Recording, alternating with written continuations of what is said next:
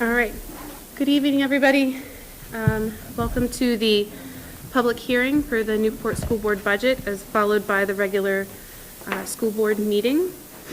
I will call the public hearing to order first. The Newport School Board will hold a public hearing on Thursday, January 12th, 2023 at 5 p.m. at the Sugar River Valley Regional Technical Center, Lou Thompson Room, for the purpose of presenting the fiscal year 2023-2024 budget for RSA 32:51. Tim. Bill. Bert. Steve. Steve Morrison. And Jenna Darling here. Will you please stand for the Pledge of Allegiance?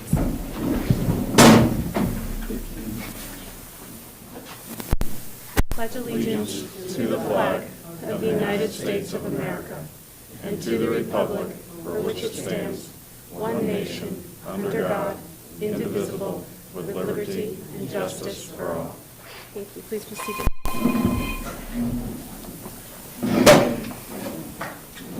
Okay.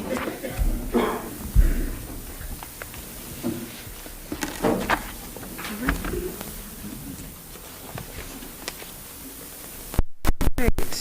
So,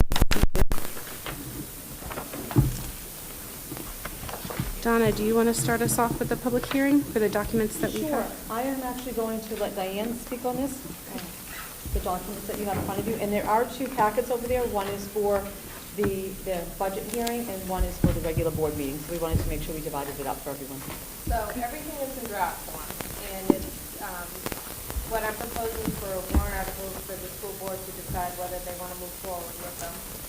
One is the MS 26 for the budget, and then the other one is the MS ESD, which is the default budget.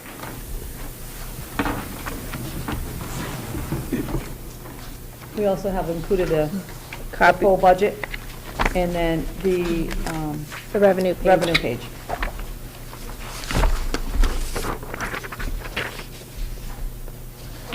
Before we make any movement or motions on the warrant articles, we'll open it up for public comment, if that suits the board.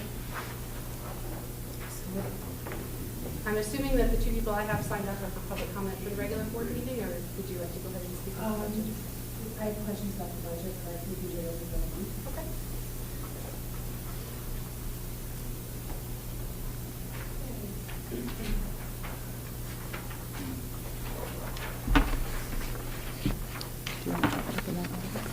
Do you want to start with the warrant articles? Or? Then I guess we'll go ahead and start the meeting. Okay. Okay, so Article 1 is to choose a moderator, clerk, and treasurer for the ensuing 1 year, and to choose one member of the school board for the ensuing 3 years, and one member for the ensuing 1 year term. So we do have 2 seats available. Speaking of that change, I'll mention that later. Article 1. Article 2, the operating budget.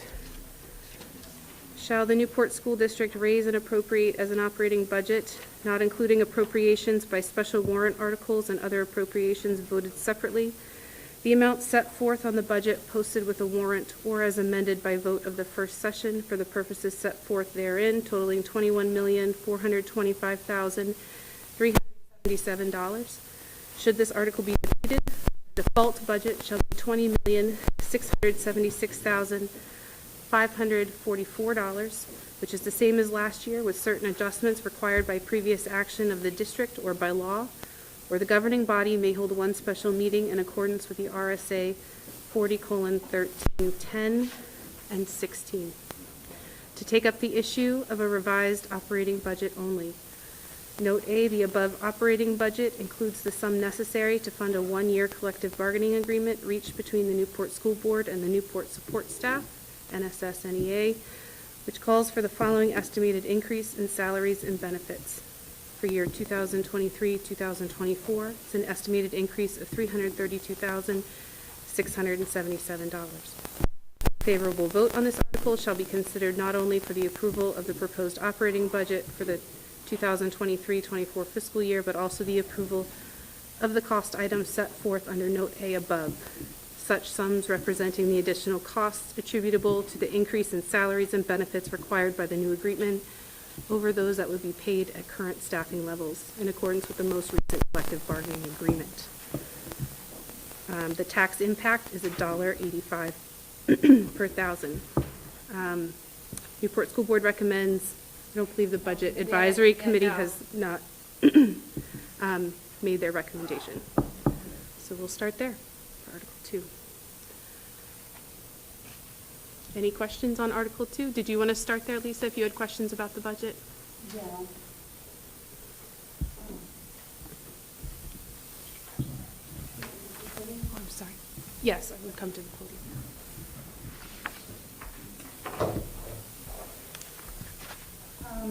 I have a couple questions, and I just want to say, generally, I'm Lisa Frigno, school board member, union co-president, first grade teacher, and Newport citizen. Oftentimes, the union works to help get the budget passed, so I want to just make sure that I understand the budget. So I had some questions about it. And I think that probably my questions are because things have gotten moved around a bit, but I just want to make sure that I'm understanding them. The first one was the 2211 line. It's in several different places. The position of director, coordinator, executive assistant. In one space, it goes up from 53,971 to 108,732. And then there was one that goes from 15,709 to 70,000, and one that goes from 0 to 50,000 for a total of 159,052. Are those moved from other lines? Some of it's moved from other lines, and there is an additional, do you want me to? Yeah, go ahead. Okay. So the 2211, 111 is one of the positions from Donna's line, the superintendent line last year, has moved to my line. Okay. If the position isn't new, it's just in a different place in the budget. And the 2210, is that the 50,000 that you're referring to? Yeah. That is for new curriculum materials, district-wide. It's under director, coordinator, executive assistant. It was at 0, and then it went to, yeah. Are you still in 2211? No, well, this one was under, there were several of them. This one was Page under you on? 2,400. 24. Yeah. It was all the same positions, and it seemed like a big jump, so I wasn't sure if we were just moving folks around, or lines around.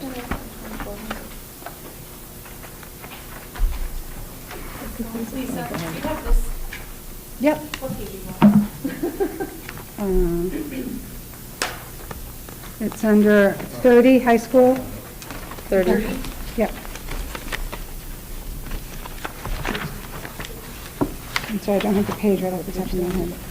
But it was under the high school. We don't So, have like a I said, page like it was, each school it looked like had that same thing, but then in other places it was 0, so I wasn't sure if it's just moving people around. I just wanted to be able to explain why it looks like there's $159,000. We don't have a page 30.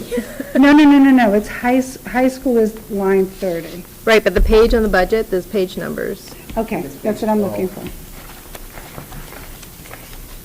It's page 25? Page 25. Went from 0 to 50. No, that's the one that, in the current budget, it's 15,709, and it went up to 70,000.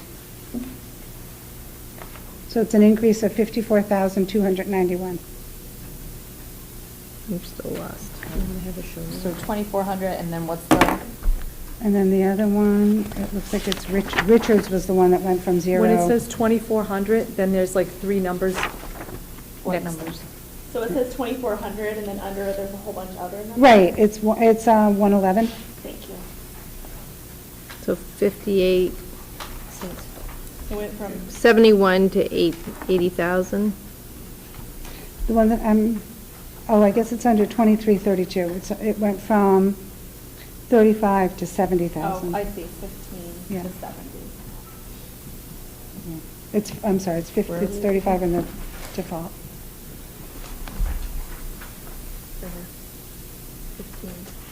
If you found it, what page are you on, just so we can. 25 at the very top. Oh, so she's saying it's 2332. Yeah. So I believe, Okay. Yeah, there's a couple of them. I yeah. believe what happened with this one is it was split between the middle and high school, and when it went into this budget, it's just put in the high school. School, So I think it's yeah. no longer listed with the middle school, and it's Correct. just listed at the high school, so that's the reason for that jump. So we're not talking about new positions, they're No, just. it's the and- same position, same, it's just instead of being split between the middle and the high school, it was just reflected only in the high school. Okay, thank you. Yep. All right.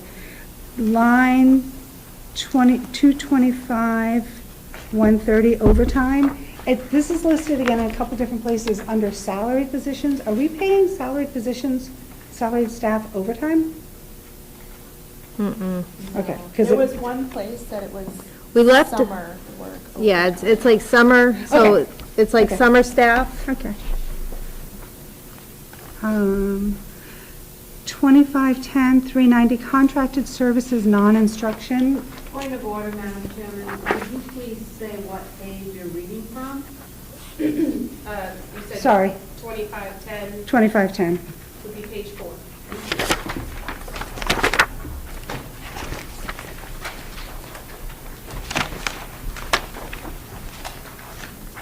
Okay. So it's contracted services, and it's all been zeroed out. So I was just wondering what that is. So that all went to Chad's budget. It was like software. Okay. It went to Okay. the computer budget. Okay. And then, sorry, I can find the pages. I think I'm still on page 5. Maintenance and facilities, 2610. It looks like on line 431, I'm sorry, so 2620, line 431. We go from 41,769 to 290,000. So we went from being in different schools, so we had it throughout the budget in every school, now it's just district-wide. Okay.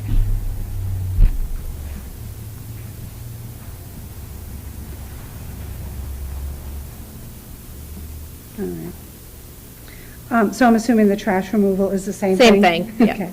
Yes, I thought, wow, our trash went up. from 60. Yeah. Yeah. No, we pulled them from the buildings and put it district-wide. So I think that will explain it, because looking at it, it looks like the building and operation budget as a total went up $552,187 when I added up all of the increases.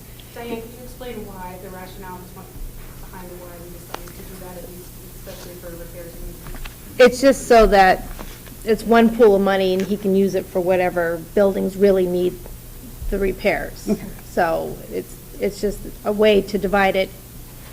Without us doing budget transfers constantly, it's a district-wide to use in all buildings. Okay, so we're not really increasing the buildings and maintenance budget by 550? No, not, Okay, okay. Diane, I know that Mr. Clark called you about this one today, but, it's in a grant. okay, thank you.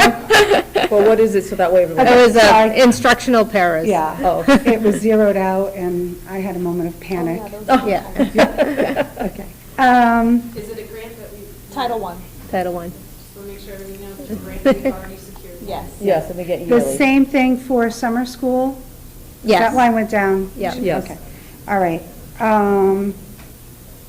Then the other question I had, and I can find the page number, but it's line 222 and under Richards. 222. Sorry, I'm trying to read.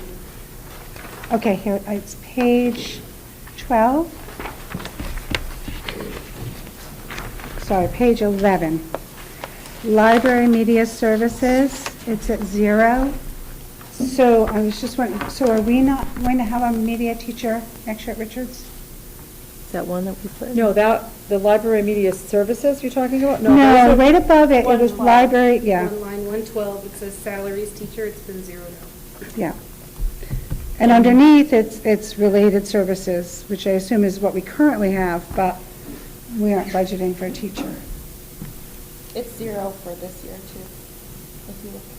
Yeah, we didn't have, Right, we don't have Yeah. one right now, right. so it's not being So it's not being budgeted for next next year year. either? Yeah.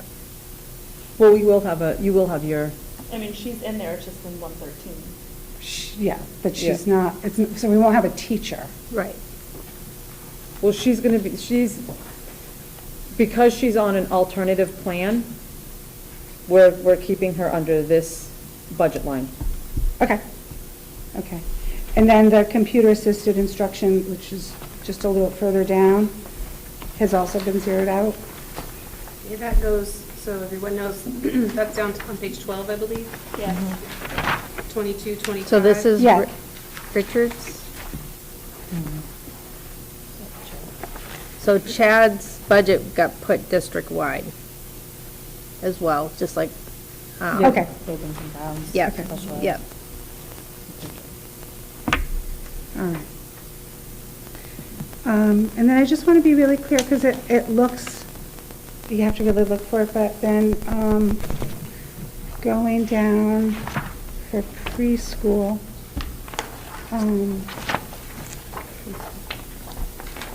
it's on page 14. We shifted, so it looks like a gigantic jump for preschool, going from 0 to 109. They get moved out of But yeah, that's what I was going to special say, but I wanted to be really clear that Yeah. we're not adding positions, no. teachers, we're moving them out of the special ed line because they're not going to be case managers. Right. But, so does that mean we're adding a case manager to cover preschool? So the thing with the preschool program, right, is that it's not a special ed program. And so we're taking money out of the special ed budget, and you're not supposed to use money from the special ed budget for a regular ed program. So we're just fixing that by putting it in the general ed budget. Okay, okay, thank you. All right. Those are my questions. Thank you. Okay, thank you. Mr. Kessler, did you have your hand up?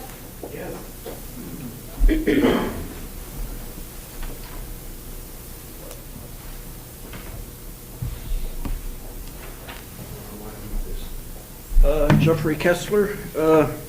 2 points. First off, if I understood what I saw here, you were about to approve a warrant article on your budget. But my understanding of SB2 communities is you also need to state what the default budget is when you do a warrant article for your budget. And my other thing, my big concern is there going to be a hearing? Are you going to present your budget to us so we can understand where things have been moved, how your budget is built? I mean, your expenses are up about $2 million, your revenues are up a little bit too, so is there going to be a presentation from the board or the administration of the budget for next year? We actually did 3 of them. This is the public hearing. Right, this is a public hearing, but we presented the budget To 3 who? times. To the public. When? We did, we have the date. You're basically saying you're not presenting us tonight at your public hearing with your budget. We've presented it publicly, and we were looking for feedback on the budget based on these hearings. My understanding is that's what the public hearing is for. So, okay. Yes, Bert, I'm sorry, go ahead. I'm sorry for the date. I think what Jeff is pointing to is the public hearing is the presentation of the budget. And what we did before, I'm not sure meets the criteria of a public hearing. That means that we have to go through it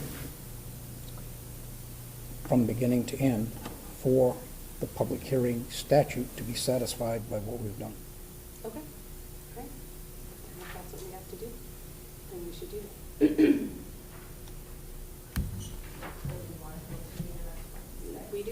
We do. And I will start. Yes, Biddy?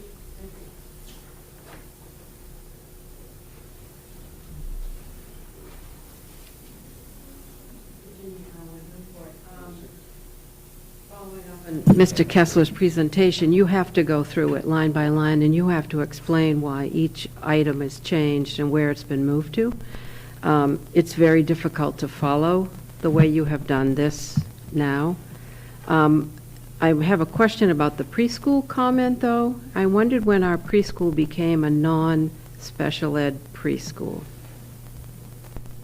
It never was a public preschool. It's been a regular, since, I mean, we just started in July, but it's not a special ed program. It's not on the approved special ed program list.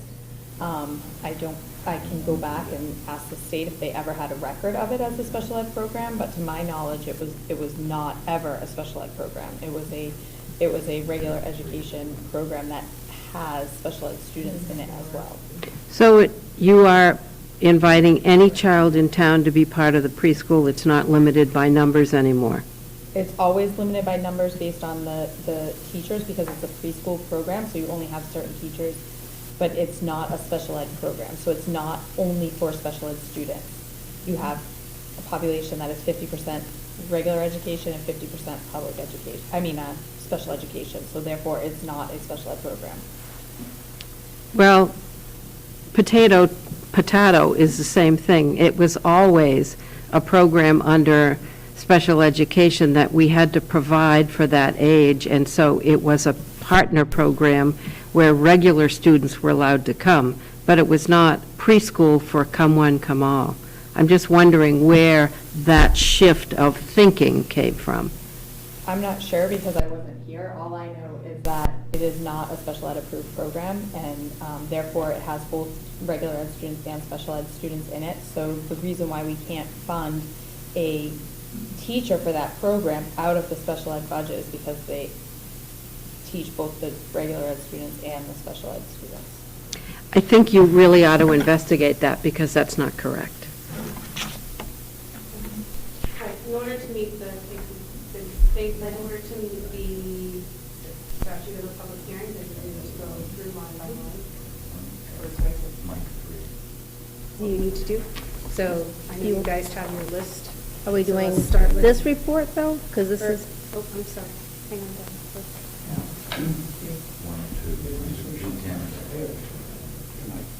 Then we continue to another night in order to do it. It doesn't really mean that you take every line item and go through it. It means that you do it sufficiently that the public understands what the changes are.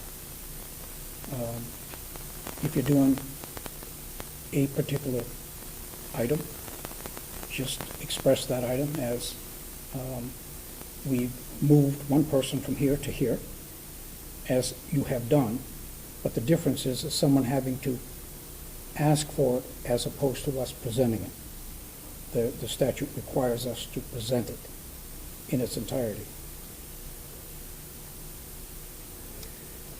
What would be, I am confident in the administration that we could go section by section in this budget and inform the public. What I don't know is if people watching from home would be able to follow along, and I don't know that that's necessarily reasonable for them either. So I'm comfortable either way of either moving forward and or doing it again. Can I request a recess so I can talk to the team to see Okay, it's fine with me. what is also? Mr. Kessler, before.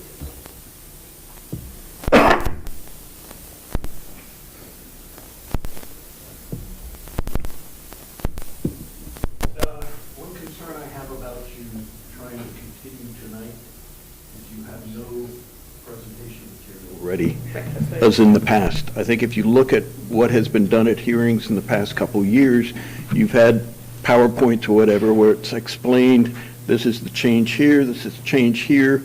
It's available, people can pull it up at home, or you have it here so we can follow those changes. But here it's like, well, page 25, line whatever, goes over line, page 5, this line. I mean, it becomes hard to follow and understand just what the thought process is and what you're trying to accomplish next year with education.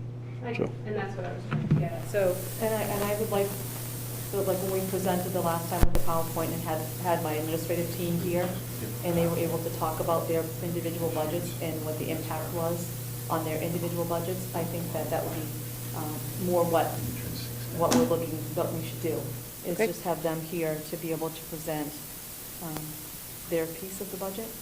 Okay. That sounds good. That sounds good. So what I'd like to do now is pick that date. I just want to make sure No. we're within the right timeline. Yeah.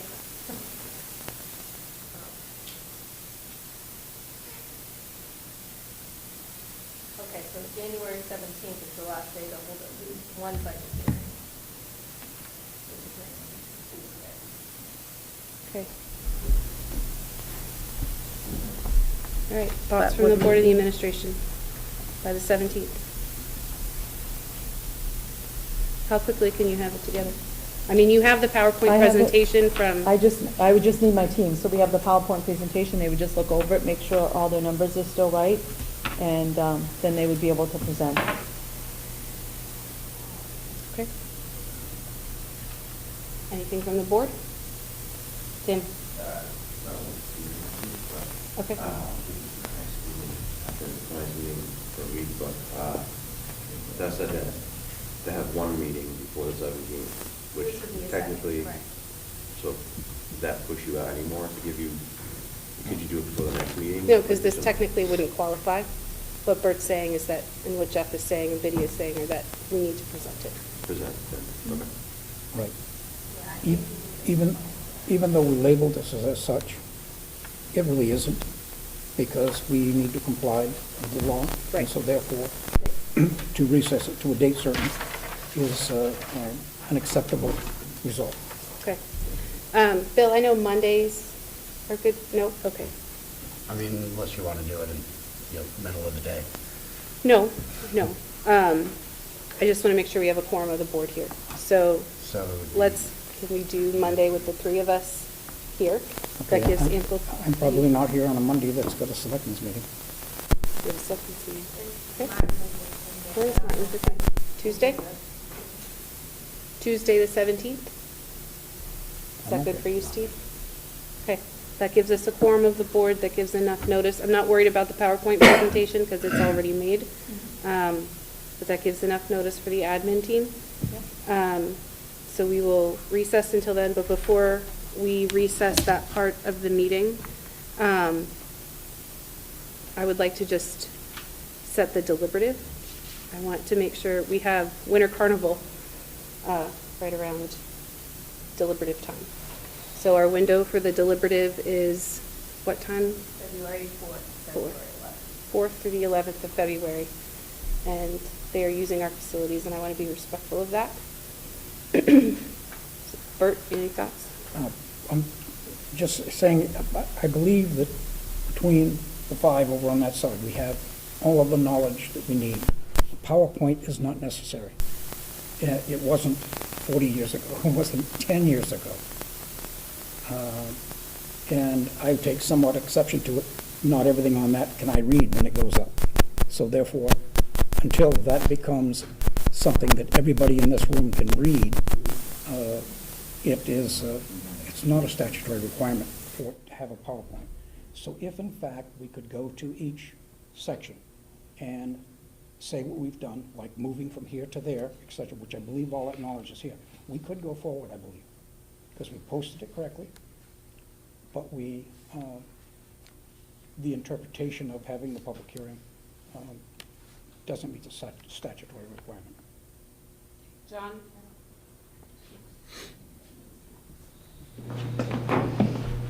Just for people who aren't here, to have the PowerPoint available online would be, even if you gave it to me on your PDF, then I could at least put it on the thing so that when it gets played over and over and over through the month, when people want to be able to see it, that would be very helpful. I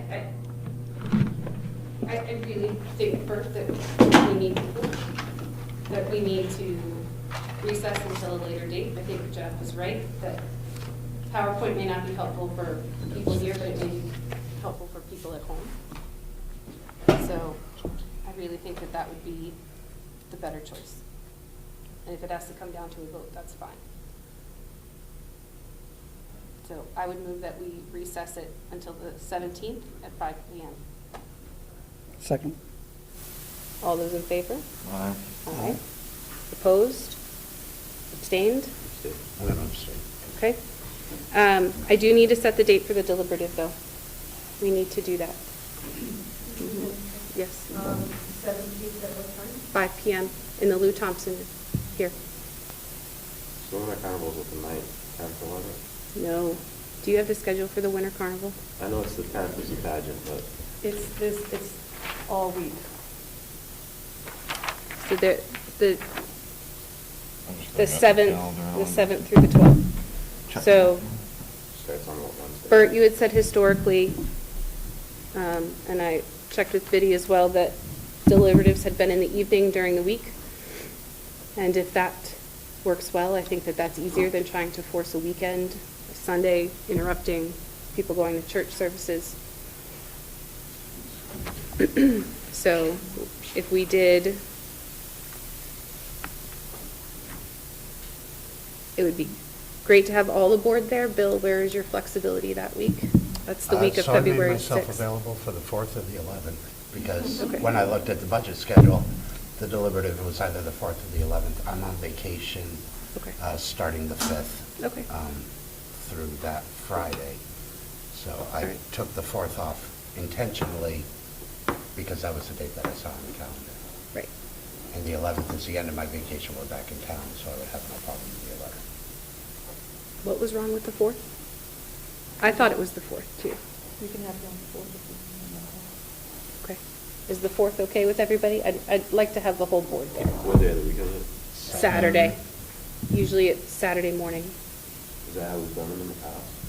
Yeah, I think so. Saturdays or weekends, but most recently Saturdays. Okay. Yeah, it's, Then I'd like to keep it on Saturday, the 4th. That way it doesn't interfere with any Winter Carnival activities. And we usually do it in the morning. 9? Okay. Would you have it at the gym? It's in the gym.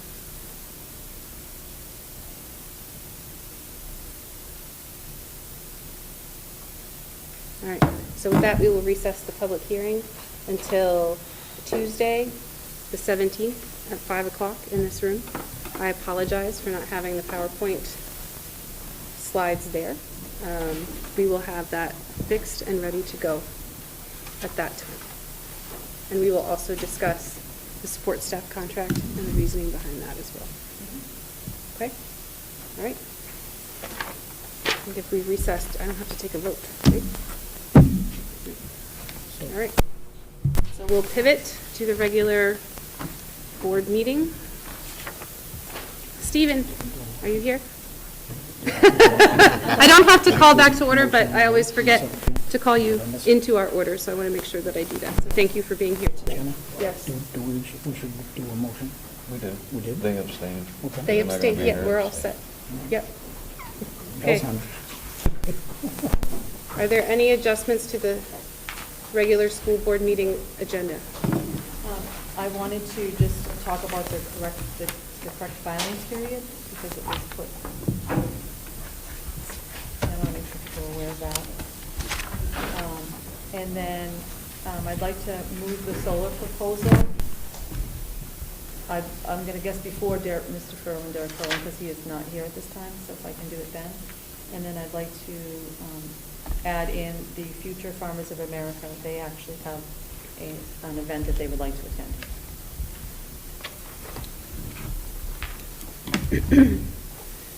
Okay, so let's add the filing period. Okay, I take that back. We're going to move the solar proposal to A, followed by bullying agenda B. Let's do the FFA event C, and we'll talk about the filing period as D. Okay? I will move to approve those adjustments. Is there a second? Before you do on the filing? Yep. Okay. I believe the filing is there because of my conversation with you about the one-year position. No, the filing dates. we gave out the incorrect filing dates at the last meeting. Okay. All right, we'll get to it. Okay? Okay, I need a roll call vote. Tim? Weird, Bill? Bill Wilkinson, aye. Bert? Let's fall in the senior line. Steve? Steve Morris, aye. And Jenna Darling, aye. Okay. That brings us to public comment for the regular board meeting. Good? No worries. Okay, thank you. John?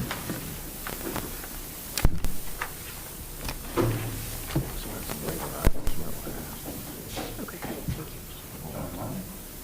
you. I just wanted to make a comment about, since we're going into budget, we're going into the new year, make a comment about the students in the last 5 or 6, almost 6 years that I've been working here, not through the school, but with NCTV, kind of peripherally. I have met and worked with some really great students who've really, they're remarkable kids. And I want everybody to know that we produce a lot of good students in this school, and there are problems, but the fact that we can, that people can come through here and do well is something that we need to note. And yes, we need improvement, we need to improve our scores and all that, but some things are going well, some things are going right, and I just wanted to make that comment. Thank you so much, John. I appreciate that. Okay. Is there any other public comment? Betty? My apologies, I forgot about the sermon. That's okay.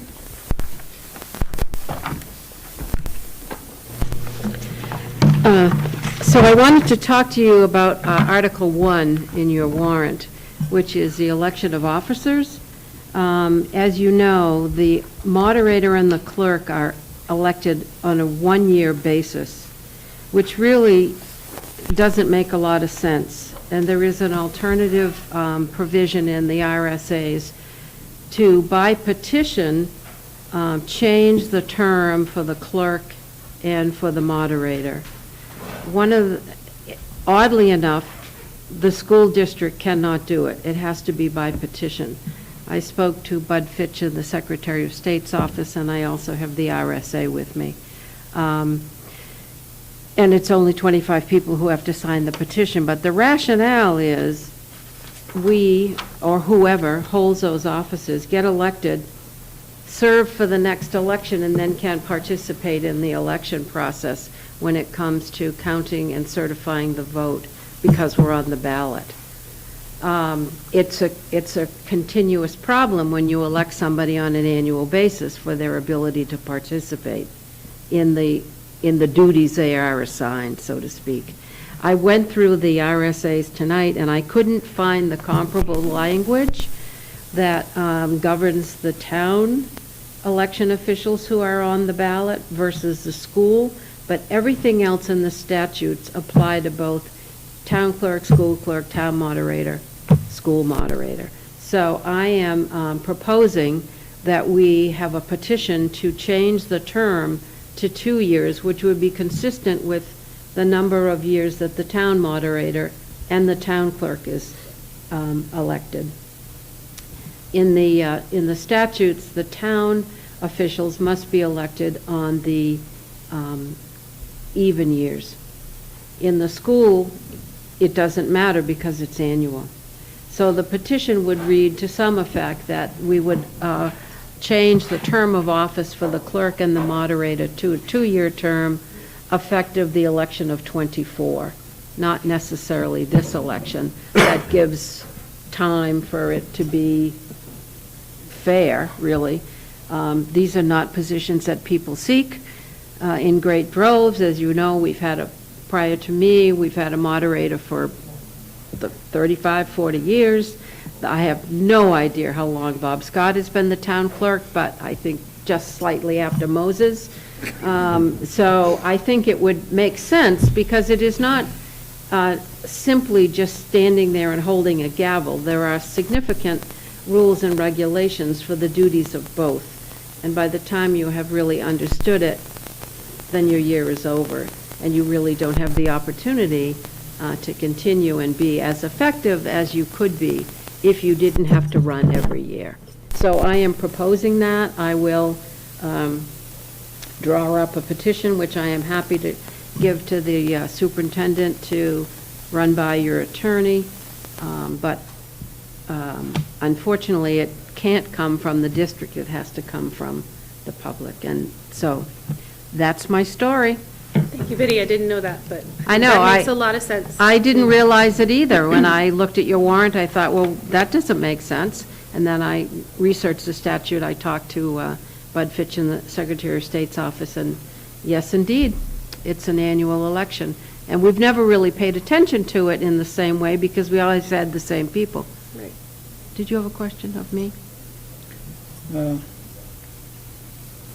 671:33, Roman 3. Hold on, let me grab my book.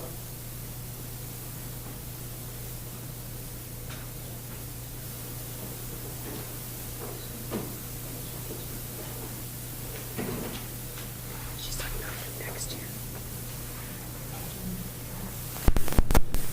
But she's talking about for Again, 2024. 671-3? 33. Oh, 33. Okay. Correct. Roman 2 is school board. Roman 3, vacancies in the office of moderator shall be filled by vote at a school meeting or election, provided that until a replacement is chosen. The school district clerk shall serve as moderator or shall appoint a moderator pro tempore. I don't see the limitation in that statement, so therefore, I believe, once you're there, Virginia, we pour cement around your feet and you stay. Yes, well, thank you, but there is unfortunately, there is a limitation to an annual model, but there is a provision in this Statute it's an alternative election, and it has to be by petition. I can grab it if you hold on a sec. I pulled it out, but I... So that's okay, Virginia.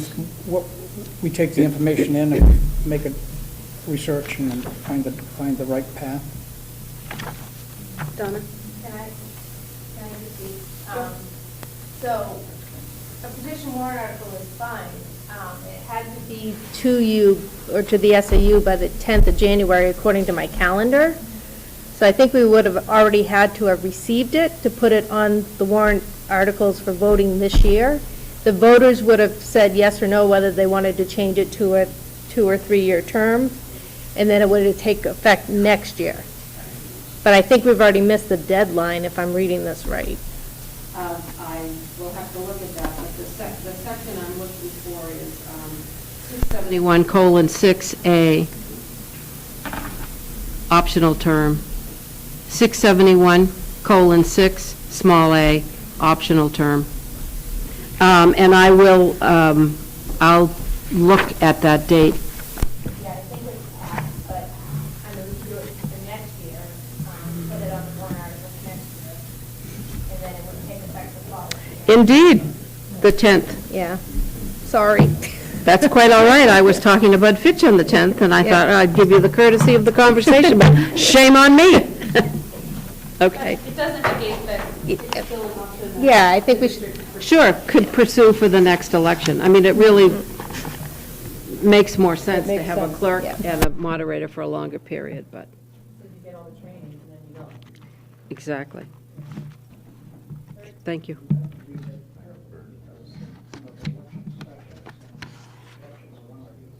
Secretary of State, not under boards. So it's got to be read carefully and interpreted correctly. So time will do it, but Virginia... Oh, the petition, yes, I'm not worried about that. There is the model petition is in the statute. Yes, I've got it here, 671. Yeah. Okay. Thank you. Okay, is there any other public comment? Because I know several people walked in. Okay. With that, public comment will come to a close.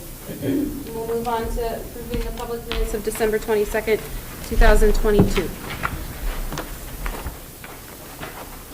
Is there a motion on those minutes? So moved. Is there a second? Second. Any discussion? Seeing none, all those in favor? Aye. Aye. Opposed? Abstained? Abstained. Okay. All right, that brings, there are no non-public minutes. Okay. That was the only one. All right, that brings us to Stephen for the student report. So,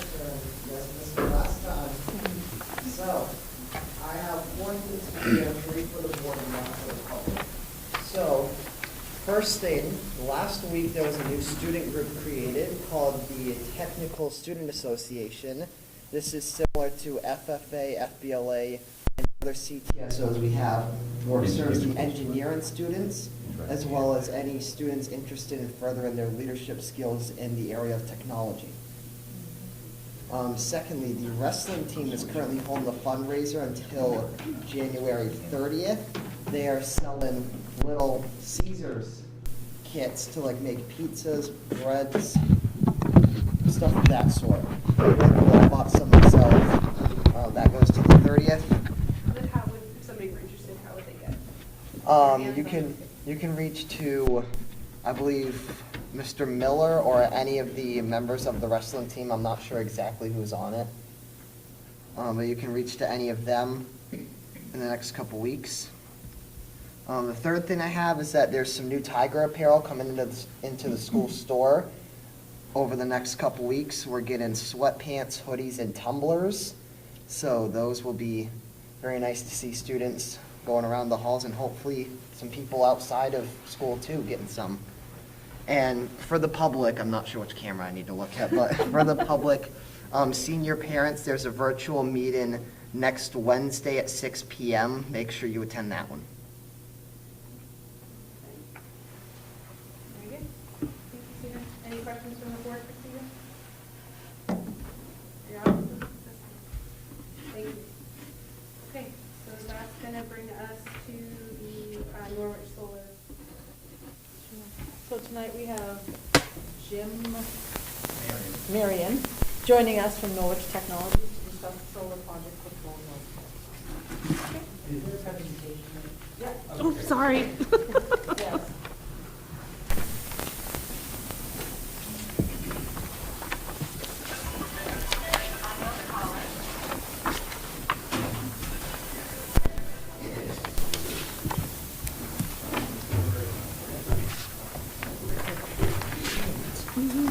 I don't have a copy of that. Yes. So I'm Jim Marion, Norwich Technologies, Norwich Solar. We're the organization that built the solar array down by the wastewater treatment facility and then up on Turkey Hill. We have another array we're building in Newport, and we would love to have the school be one of the off-takers for that, using the power. So we can go to the next slide. So right up front, the benefits to Newport schools, first-year savings of around $16,500. And we can, at any point in time you have a question, feel free to stop me, and I'm happy to clarify. Just assuming straight-line savings for 25 years, that's $412,000 for savings for the schools. Newport Schools is always guaranteed 10% discount off Eversource rates. So no matter what happens, rates go up, rates go down, you always get a 10% discount. It's a group net metering agreement which allows the school to participate in competitive supply contracts. So that's an important note. So you can still go out and do competitive supply and bring down your rates that way. This solar agreement does not impact that ability to do that. No capital required, so the third party is responsible for ownership, maintenance, taxes. School is not obligated to do any of those things. You just receive a check at the end of the year. And the array will be located in Eversource territory. It's actually, I don't know if everybody's familiar with it, I think it's Paradise Road and 103. It's in between there. Next slide, please.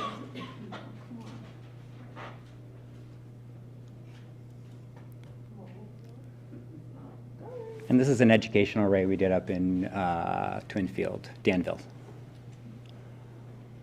I'm stalling for you here. I know, I don't know why it's I can just go on while it's going to come up. So the key terms, as I said, a 10% discount, always to the school. It's in Eversource territory. It's a 25-year, has a 25-year term.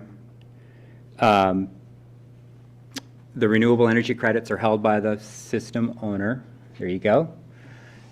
System operational responsibilities, as I said before, are the system owners. You're not the owners, you're just receiving a discount from the array. The billing would be the same as you normally have, except at the end of the year, you would actually receive a check for 10% of the value of the credits generated off the solar array.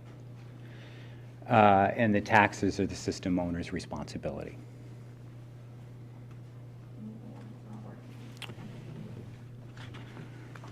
The next picture is a picture of the site, right there. And you would be, as a missing graphic there, but you would take about 50% of the offtake from that. Sorry, what is that? I will ask as soon as it works. Sorry, I don't know why it's not. We're having some trouble seeing the text. Yeah, the text should be in white and it's black for some reason. Oh, no, it's just small. No, the text is, there's text there and it's black. There you go. If you do it that way, maybe people can see it at least.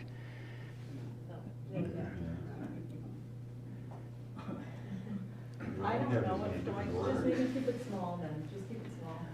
So like that. So, great, thank you. So how does a net metering agreement work? I'll read what's up there for you so everybody can see it. And I left my glasses in the car, so this is bigger and I can read this easier. A net metering agreement allows a solar array, and a net metering agreement is often abbreviated NMA. So if you see NMA, it's net metering agreement. Allows the solar array owner to sell the output of the array at a discount to the off-taker. Off-taker is the term the school would be. Each month, you continue to pay your electric bill as normal, and at the end of the calendar year, the system owner will pay Newport Schools 10% of the value of the net metering credits generated from that array. The total net metering kilowatt hours generated from the array, we try to match with the school's load. So the way this works is if you use 100 units, we try to have the output of the array match the 100 units. If we get $10 off for those 100 units, or if we get $10 of revenue for those 100 units we generate, you get, if I said $10, you get $1, 10%. So it's very simple. The school goes forward, nothing changes in terms of your billing, but you get a check from the system owner at the end of the year for 10% of the credit value generated off the array. Sorry, this is all going to be black, and I don't know why. Don't even have any questions so far. I'm just confused at how we don't have to do anything. And isn't it awesome? There's always a catch. There isn't. There's got to be a catch, because I've read it, it looks good, like, on the packet, but it just seems like you're just giving us money, So, right? Is that, so am your first, Yes. Your first slide said, for example, the first year we'd get 16,500. but that's approximate, right? Yeah. Because it's based on how much It's- you all are, how many credits you were given, Correct. correct? So it's assuming that a normal year, some years would be sunnier than others. Right. But a normal year, it would generate $165,000 worth of credits. You would get 10% of those credits. Okay.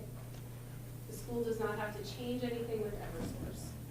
I- All we're doing is we're taking, you're saying approximately 50% of the load from this array. Correct. And then there would be other units that would take the remaining. Other businesses would take, businesses yep, that would take the remaining portion of that array.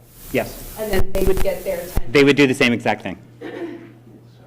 So there's a tax break probably then for signing? Yeah, so I've got these- The company gets a tax break probably, right? Yeah, so I actually, because I come to a lot of boards, and your reaction is very typical to most boards, it's like, this is too good to be true, what snake oil are you selling me? So I try to directly address those things. It's a great question. and I'll jump ahead to what that slide's going to say. I just, No, I love your skepticism. It's healthy, trust me. So how common are net metering agreements? Again, I'm going to read from this in case people can't read it. Net metering agreements are very common and are the basis for almost all nonprofits utilizing solar for electric bill savings. And it goes to your question about the tax credits. Nonprofits can't take advantage of the tax credits associated with solar. So a net metering agreement allows the owner to take the tax credit and then return a discount to the off-taker.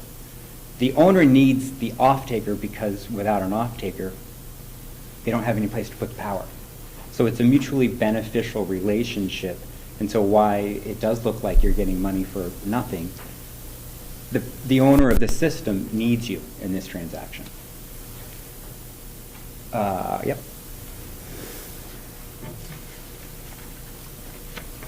That looks like the same one we were just on, sorry. Okay. This is going well.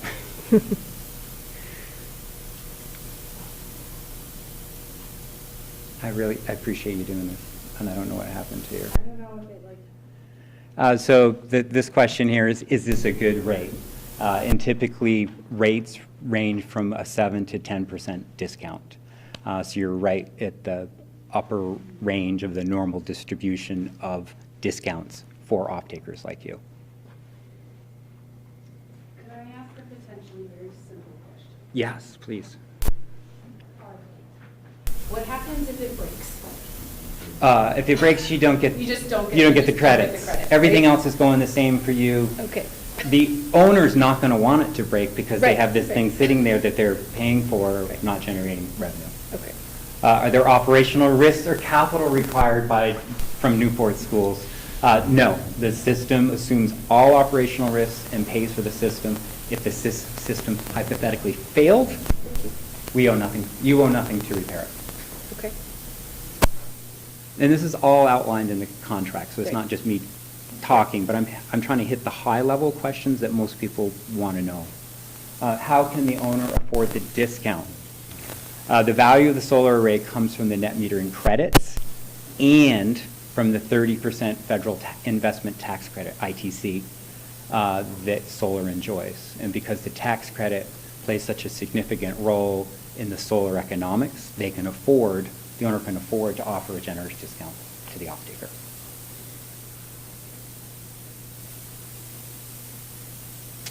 Do local communities benefit? And the answer is yes. Each array pays annual property taxes. That is true in this town.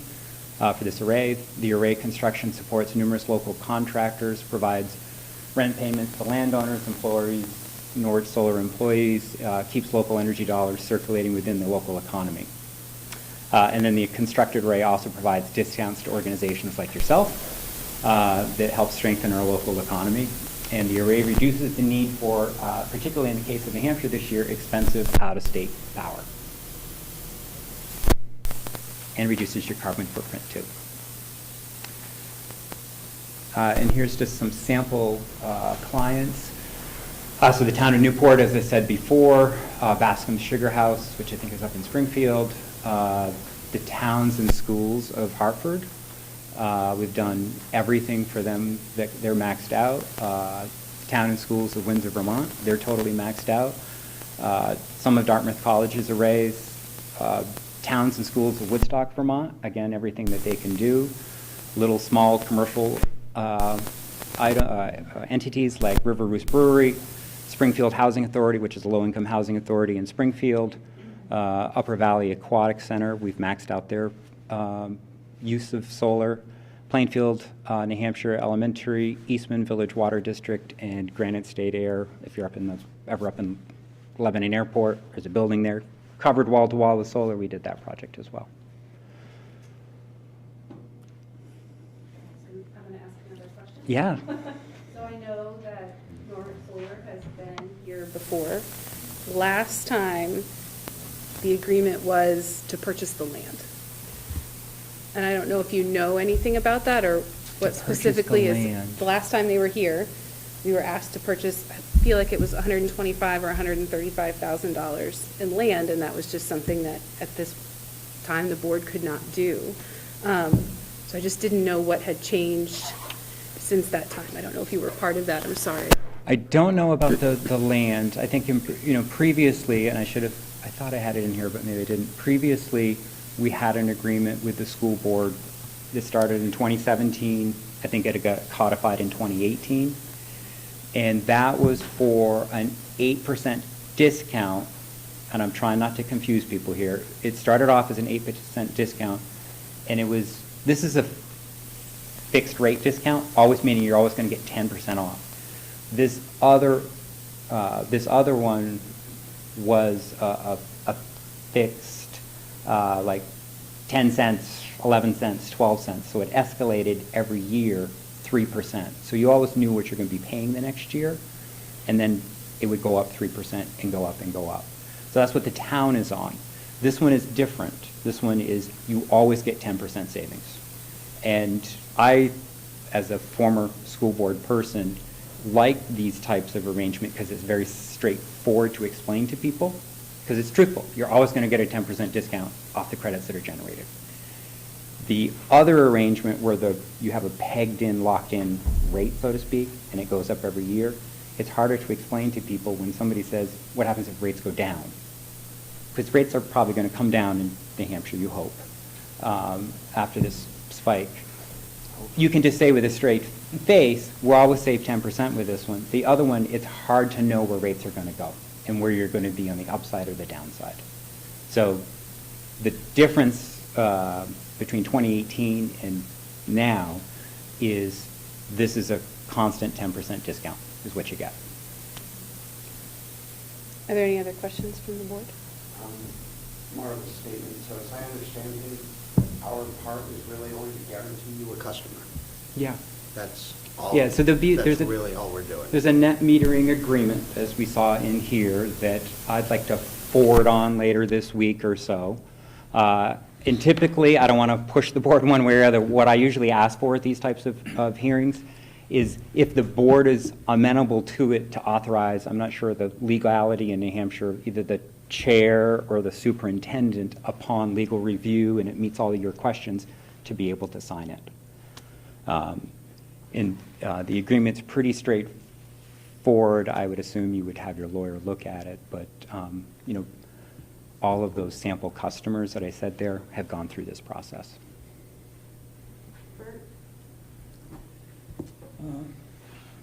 Mr. Weaver, the original plan with the town that we voted on hasn't changed, but yet Norwich's stance and presentation has. That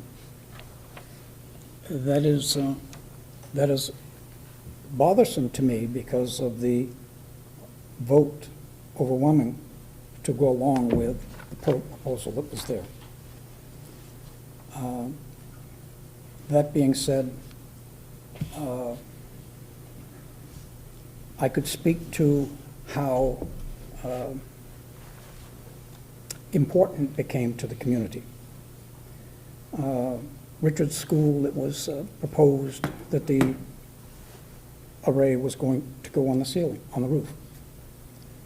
I asked the question, well, if there's a roof problem, who pays to take the solar down? And the answer was, the town does. So that, for me, was an absolute turnoff. Everything that we gained from the solar array, we might lose in roofing the building. So at that time, I did not support it townwide. I was called to a meeting of two of the representatives of Norwich and the town manager to express that not wanting to go that road. Mm-hmm. And when Norwich agreed to take it off the building, the following morning at 8 a.m., we met to do a whole new presentation to the public via mail, and we mailed it out to undo the first information that they had. And that happened. We voted for it. And then the town continued on. The town did not. Can you outline for me why the school was dropped from that program? So originally, there was going to be a large array at the wastewater treatment facility, and then Beeknick landfill, as I recall, the landfill. And then there was potentially one other spot, very small, that was eligible. The first spot, the wastewater treatment facility, through requirements for floodplain, floodway, and maybe potential wetlands as well, had to get shrunk to a much smaller size. Could not legally be built larger. The array on the landfill, Eversource estimated the cost to bring power to that site at, I think, over $1 million, which would have made the site completely unfeasible economically. So through a series of unfortunate circumstances where each site, through the process, the normal process of going through and understanding how developable the site is, they got weeded out. The wastewater treatment site looks like a great site, and it should have been, but, environmental stipulations pulled it back. That doesn't answer my question as to why we were cut off as a town team. And their solar array is working under the contract that you have with them. So the alternative sites, this was a package, as us, the community, were looking at. And so where we got out of that, to me, is bothersome, because I view that as a better contract, better than what I understand of what you have here now. But being unable to read your information and not having any information before the meeting, that to me is unacceptable. I cannot make that decision based on your words. I have to make it on facts and research.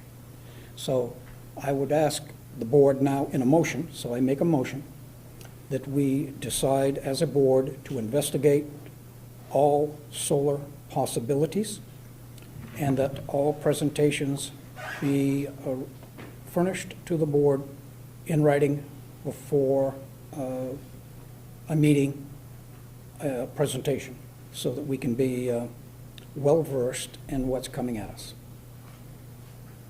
Okay. Is there a second? Second. Okay. Discussion? Tim? Yeah, I would just say there's not enough information here for me to make a decision tonight. We have to research this. Anybody could come in and tell us anything, and I'm not going to just sign up for it because we are representatives of the people of this town. Plus, I am curious about the whole town thing, because I know the town's getting like super, super cheap electricity, and I know they had to buy that piece of property, so I'm just curious. I mean, 16.5 is good. It'd be good for me personally in my house, but for the school, it's a drop in the bucket. So I guess I would need a lot more information about this before we get onto it. Would seeing the the full net metering agreement be part of that we need to see? Because that would be something that we need to ask him for as. Well, you would research all Yes. possible vendors or people who are in the business. Hanover just had a very large array put up. It's the time for solar has come, and Henry Ford has made his first car, but now we have all kinds of car makers many years later. So right now, this board would do the citizens the best deal of all of what could be brought to us. So we need to solicit those presentations in order for us to compare apples to apples and come up with a decision. So I agree, but that wasn't my question. My question is Newport Solar would certainly be a part of all of those. Is the proposal that was given to us, the proposal for the solar net metering agreement, sufficient, or do you need us to request the actual net metering agreement, is what I'm asking you. I want to read what's there, and I haven't in hand, and Okay. so therefore I couldn't vote for it, period. Bill? Isn't this already being built anyways? Mhm. It's being built whether we take the free money or not. Mhm. And it's being built on that land. Mhm. So, I agree, we definitely want to see the terminology, and obviously, our legal counsel is going to look over any agreement, and we want to fully understand it. But it's not like we can say, we don't want Norwich to build the array on that land, we want somebody else to build that array on that land, because you're already Yeah, I mean. contracted to build that array, right? Yeah, we actually own the property. Yeah, so, But the thing is, you're gonna be locked in for 25 years, you're not gonna be able to jump to something else. well, actually, you can't, Cancel this anytime you want. well, didn't you No, from a say that we competitive could still- supply contract, you can jump around and do whatever you want from a supply contract. But That's if- Eversource. That's- Not them, but Eversource. You can change from. Right, we could go to New Hampshire Power or whatever, and then Right. give you that fake thing, and Eversource jumps their rates up on the other side, and it's a game, we all know it, we all get our rate bill, like, that's the concern, that's the thing, we need more, like, I would never vote for anything until someone can answer all these questions. And no offense to you whatsoever, I don't care who's standing None there, taken. just give me the exact same thing for me, because I represent the people in the community, they're gonna come to me and say, why did you just do that, that's a stupid idea, whatever. So we have to weigh everything together and see, okay, if we do this, is there a downside for us? Are we somehow locked into something that is gonna put us at a disadvantage? Maybe not, maybe this is a great deal, and I mean, it sounds it, right? But we have to do our part, it's our responsibility as people on this board. Would we be the largest taker on this array? You'd take about half. Half? And what's our timeline for, if the will of the board is to seek other proposals, what's our timeline for you? I mean, we would love to have Newport School on the array, just because I like to have an array support the local community. We'll be starting construction on the array this quarter. We're already actively working on the financing right now. If Newport School's not, this is not, I don't mean this as a threat when I say this. If Newport School's not signed up, we'll just put other people on the array for the financing. And if it works out to put you back on in a timely manner, we'll do that. Okay. I don't say that as a pressure standpoint, I just state that as a fact. That just gives me the boundaries within which to work. And it says, thank you, Steve, Steve pointed out on the proposal we have, it says February 15th of this year. Okay. So, as I understand things, I agree, we want to see any paperwork, we want to see a formal proposal before we agree to anything. But we're not really shopping around for another company because Norwich Solar is building that array. It's not like we can call Sunrun and say, hey, Norwich Solar's offering us this, what are you offering us? Sunrun's going to be like, we're not building a freaking array, But you still do some So- competitive shopping, because maybe they're giving 15% or 10%. But they don't have an array for us to buy from. Yeah, but that doesn't matter. But you're locked in him with 25 years. Yeah, you're locked in for 25 years, so maybe we wait for 3 years and someone else builds one where we get more than 10%. I see what you're saying. I agree with you on that. I thought somebody told me that with the town proposal, that the board actually voted to not sign on to the town proposal. I don't know that for fact, Sorry, that was- obviously, but Okay. I was told, and that's, I don't. I didn't want to bring it up, but I will, Bill. Okay, Yep. all right. I asked that same question, was told that we backed out of the deal. Yeah. Okay? And this is what I received right here. And I guess I'll end it this way. These two paragraphs are full of disorganized information. Not correct. Example, it was, we were going to get a new roof on Richards. No, we weren't. That's the reason for putting it on the ground, was not to destroy what we had. So, and there was no motion there to actually withdraw. So I say the original contract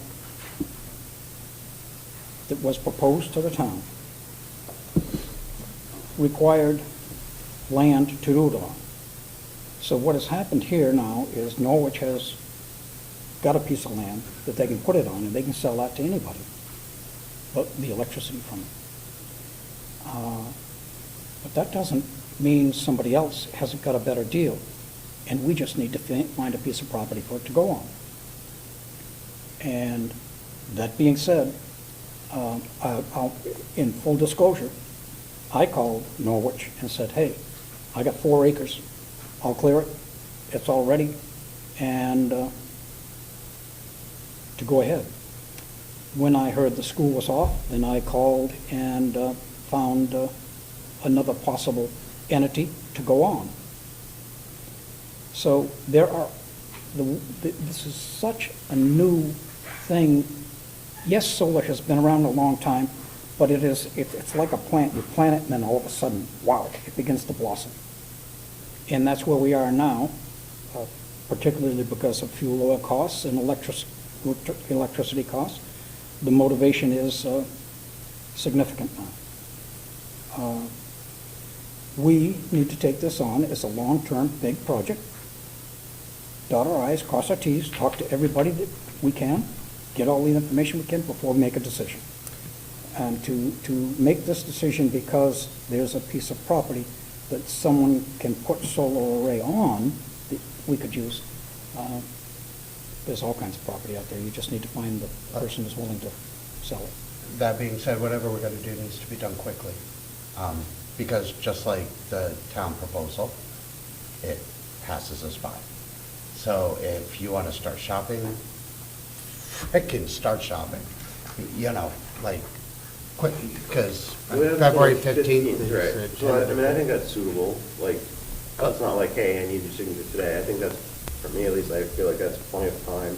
We've got just barely over a month to make sure that legal checks it out and everything is. Well, legal checks it out, and if what Bert's saying is that he wants to shop for other potential suppliers, that means these other suppliers need to prepare proposals.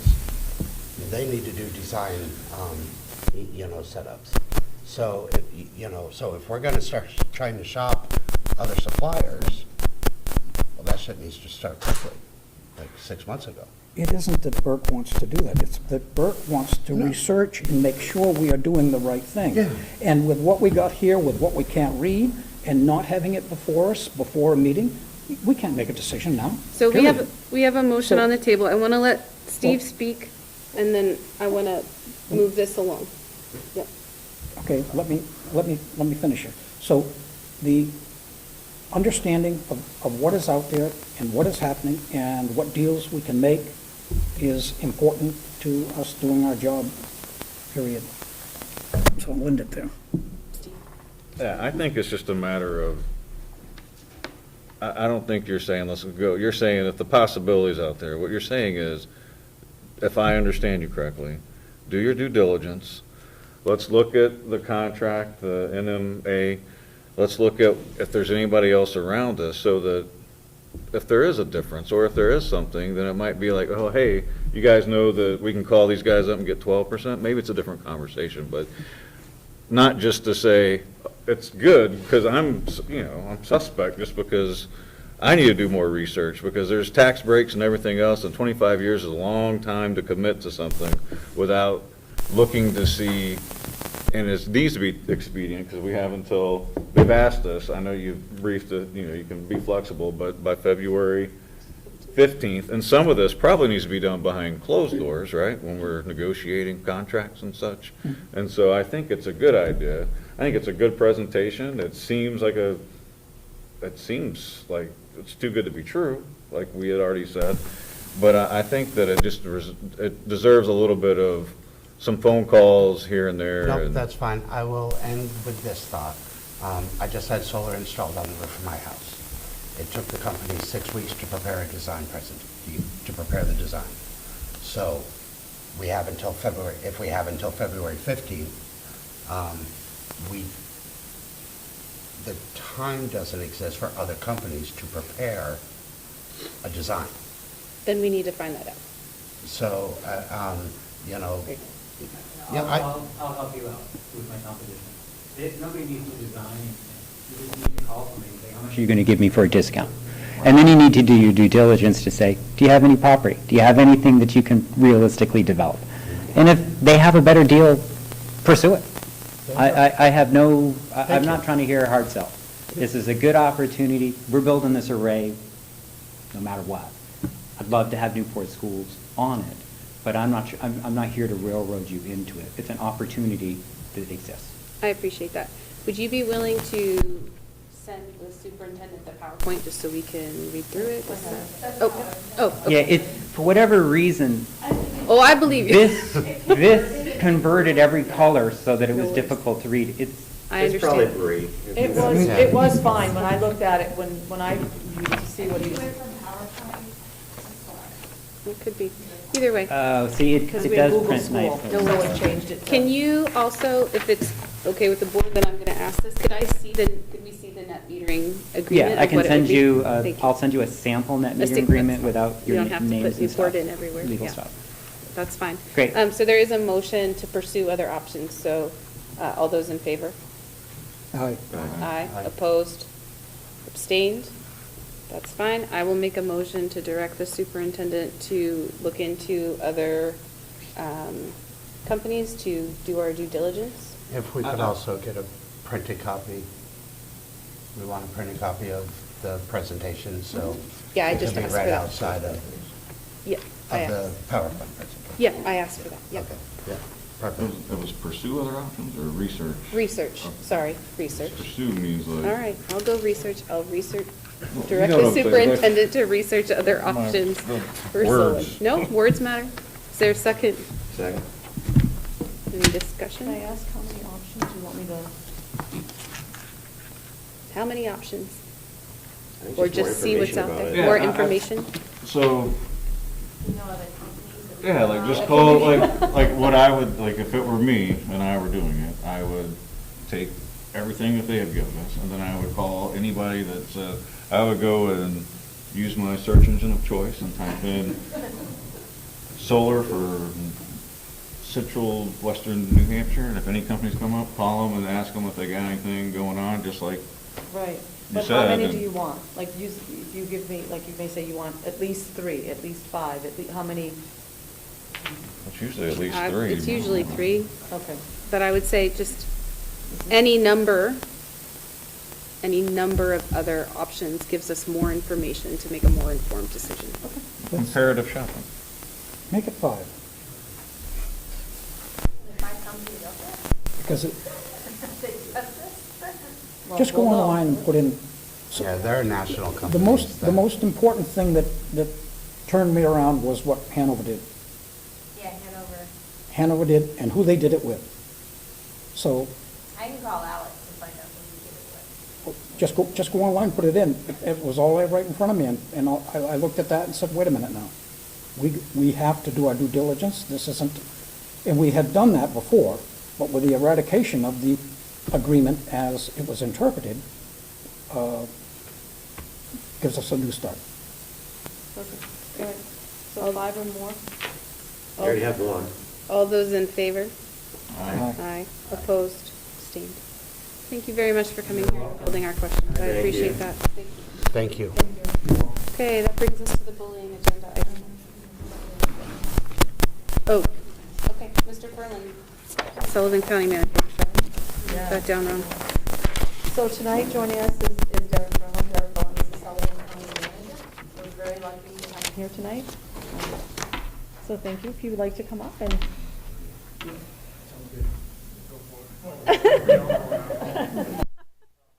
You can all come up. Sorry, Ben Nelson, County Commissioner, Derek Ferland, County Manager, Matt Legos, National Administrator, and Becky Newport is our Education Assistant DOS, right? And so the reason we're here, we've done, through a little bit of county money and the USDA grant, we've done some adult ed at both Sugar River, Claremont, and Newport Tech facilities. We did some economic development work. Employers told us 3 years ago, they were having trouble finding employees. So we've done a welding class here, HVAC in Claremont, a machine tool in Claremont, I think some carpentry. Basically, trying to, doesn't get somebody totally ready for employment, but I know we had people from what used to be Eastern Bridge hovering around the welding class looking to hire the graduates. Same with the HVAC classes. And we have employment opportunities at the nursing home. That's going to be part of it too.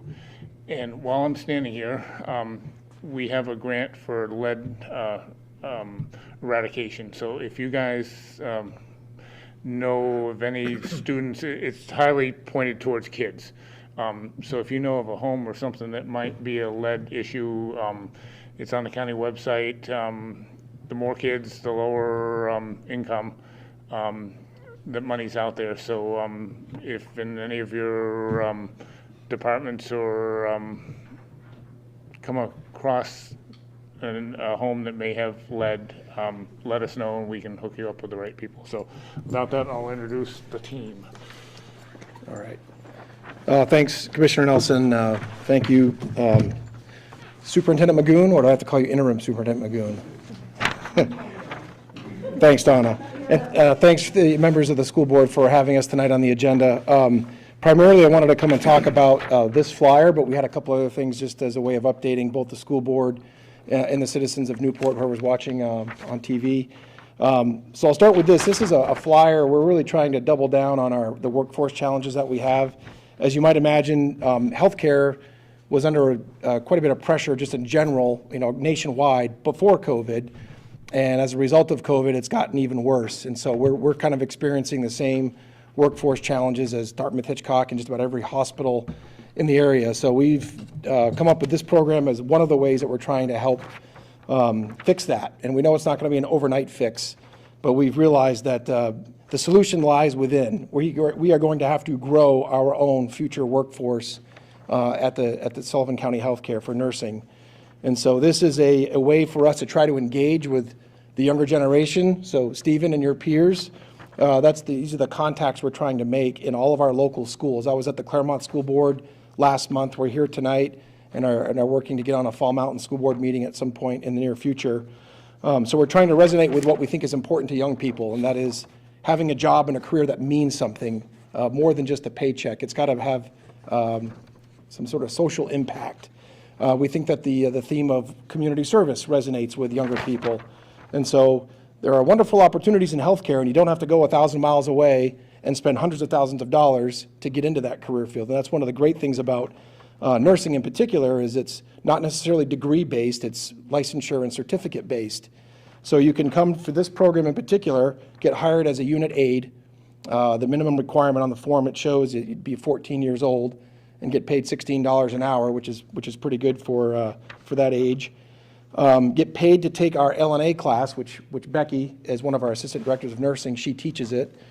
She also works closely with Mr. Perry and the health science program here at the Tech Center, and as well as the folks at River Valley. So one of their staff members used to be, actually she had Becky's job before Becky did. So we've got great relationships with River Valley, with the Newport Tech Center, and of course what we do internally up at the nursing home. So we've got these wonderful building blocks. Now we just have to get the word out to the students and make sure that they're aware that they can launch their career and do it for virtually no money down. You're not talking about hundreds of thousands of dollars of student debt, which I think is also an attractive thing for young people these days. And then get your LNA license and start your career in whatever capacity, whether it's full-time or per diem. Doesn't mean that you have to be a captive employee with Sullivan County. Many opportunities. Long-term care is not everyone's cup of tea, but it certainly is a nice way to kind of get some exposure. And it doesn't mean you have to cap out as an LNA. You continue to get tuition assistance, at least through the county. We have multiple programs to provide continuing funding for education to get your LPN license and all the way up to RN. So it's pretty exciting. So we actually were pretty psyched. We walked down the hallway tonight. We saw one of these on the bulletin board. And I was like, yes, all right, so the word's getting out. But we do need the local leaders of the school board, the faculty and administration, and the students to be spreading the word. We actually have a class right now that Becky started this week. It has 7 people in it. 5 are local high school students, 3 are from Stevens, and 2 are from Newport. and I think that's awesome. In fact, the last fall, she had a couple of kids from Newport that have since passed and gotten their LNA licensure, and hopefully will start with us working on weekends. I don't think they can quit school and come to work for us full-time, but we're going to let them graduate. But so it's a great opportunity. We're going to spread these flyers. It's on our website, and just would look for your support to help us spread the word. To touch on the adult ed program that Commissioner Nelson mentioned, a couple of years ago, we funded $40,000 to do 4 classes, 2 in Claremont, 2 here in Newport, and that was great. But the delegation said, this is fun, but don't expect that we're going to continue this level of funding going forward. So figure out a way to get some other money. So 2 years ago, we applied to USDA for a $25,000 grant, which we got. We matched it with $15,000 of county money, so we still have the 40, and that's paying for classes that are going to be going on right now, where you're actually talking with Mr. Perry about having another LNA course and something else in the spring here in Newport. Beyond that, I think one of the things we wanted to get at least to the school board and staff's attention is what happens after that money's gone and we close out the grant. Because I don't think, based on what I've heard from our county delegation, that there's an appetite to continue funding it 100%. I think there's a possibility for the county to contribute some amount of funding to continue these adult ed programs, but really there has to be support from you all to say, yes, we think these programs have value.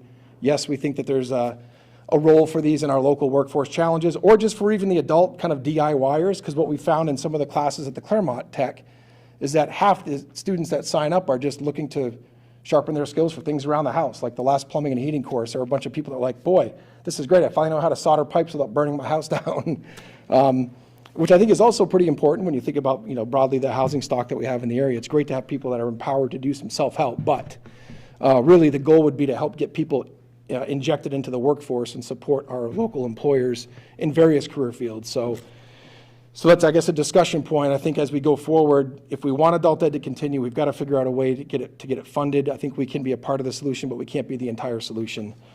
And the last thing that I wanted to mention is it's kind of exciting. We funded a grant writing capability in our current budget. We put out an RFQ. We got one person to apply for it, and we've been working with him to start writing grants. So we've been letting all the municipalities and the school districts know. And Donna has been very aggressive in working with us to try to get some grants done. Now, I want to under-promise and over-deliver, so we're kind of learning as we go. This gentleman has had some experience with grant writing, but he's by no means an expert, but we hope that through this process, he will gain experience and skills and become a really good grant writer someday. So I just wanted to make the point that Donna and I have been in communication. She's reached out, actually been the number one requester of grants so far. It's been pretty cool. So can't promise you that we're actually going to deliver on some of these grants. Some of them are difficult, but we're working together, and I think that's pretty cool to see. A school district in the county probably historically have never really done much together, but in this case we are, so just thought that was worth bringing to your attention. We'll appreciate it more when we start cashing the checks. Are there any questions? Oh, and one other, if I could have one re-attack. We are also in a net metering for hydro. It's a smaller scale, it's a 5-year contract, but we have found it to be exactly as advertised. It seems too good to be true, and we had Freedom Energy Logistics were the ones that approached us. It's a dam that's located elsewhere in the state. It's a little, do your due diligence. I'm not suggesting don't do it, just sign up because we did. But it's the accounting of how they do the net metering, it doesn't impact our supply. We still have our supply contract through our broker. We just get a check. It's about $5,000 a year. We're 1 year into it, so we've had one check so far. So it's the net metering scheme. Definitely read up on that, and I think if you do, you'll find that this is probably worth pursuing. But I think the 25-year thing is certainly, those are good questions that you asked. So for what it's worth, we're doing it right now. Thank you.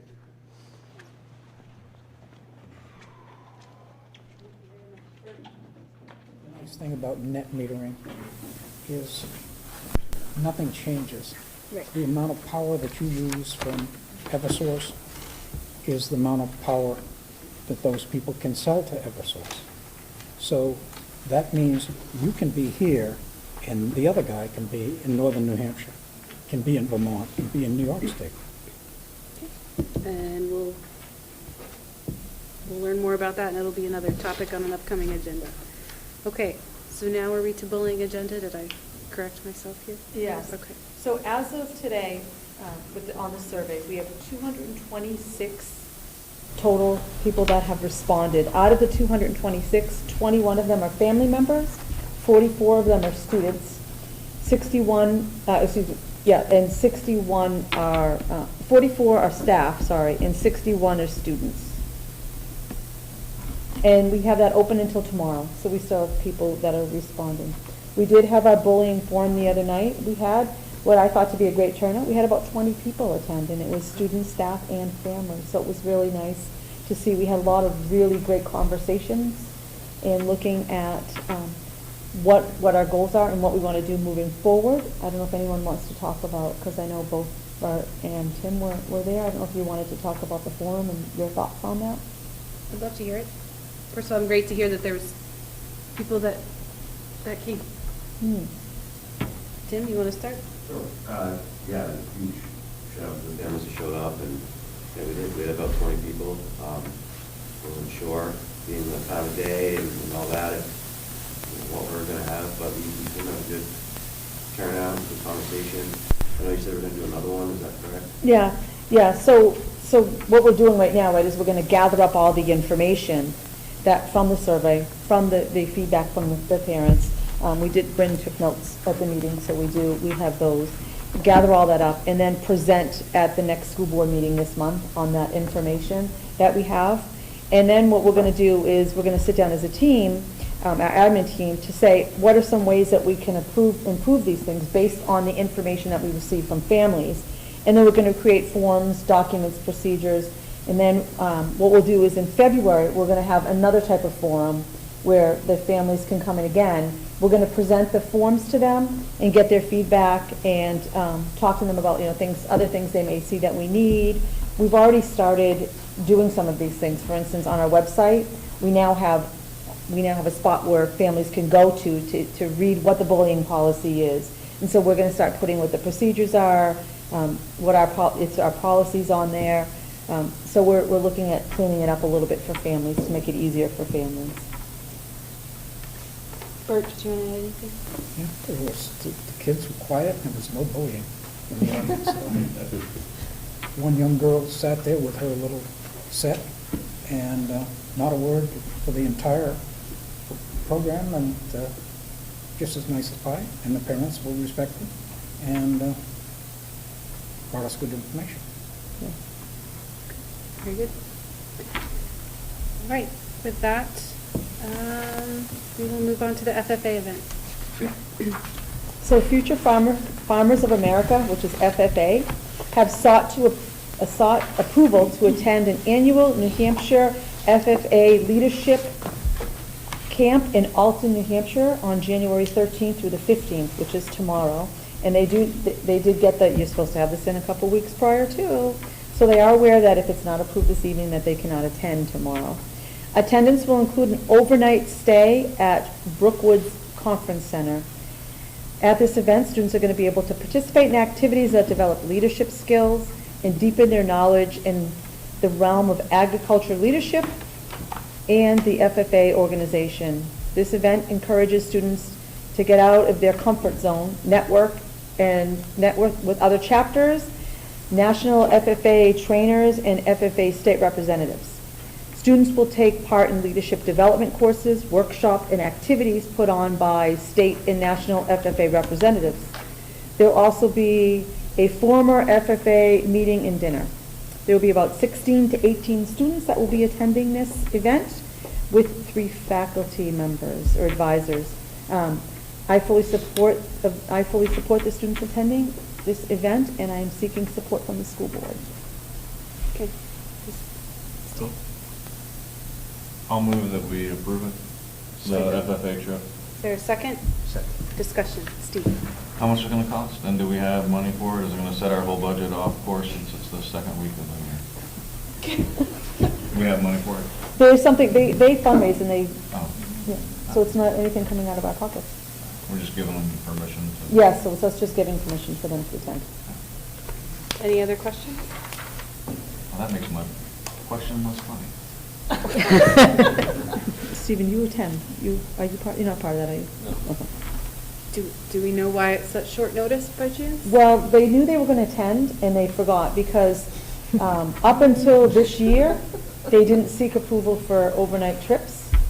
And so when I brought out the policy and said, we're supposed to have bring it to the board so that way the board can approve overnight trips, they said, oh. We've approved so many trips. Maybe these are out-of-state ones that you approved, these are all in-state, but I said anytime our students stay overnight anywhere, Yeah. it's supposed to be approved by the board. Maybe I guess I've only ever approved out-of-state, but I feel like I've approved several FFA.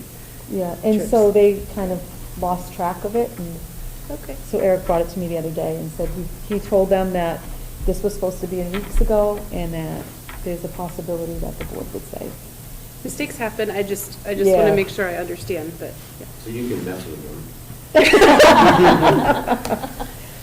We have to take action, so Lisa, did you have something you wanted to say? So there's also a nature's classroom for fifth grade, which I assume is going to need approval. Do we know if that's happening? It's happening. It is happening this year, and it will, as we get closer, it will be, yeah, yeah. Okay. With All a grant. Great. Okay. All those in favor of allowing our FFA to attend the leadership conference? Aye. Opposed? Abstained? I wish them very, very well, and I hope they have a great time. Okay. Open positions, filing for open positions in the upcoming election. That's what I have All right, next. so the correct filing period is January 25th through February 3rd. And we are open at the SAU office on Monday through Thursday, 8 to 4, and then Friday will be 8 to 5.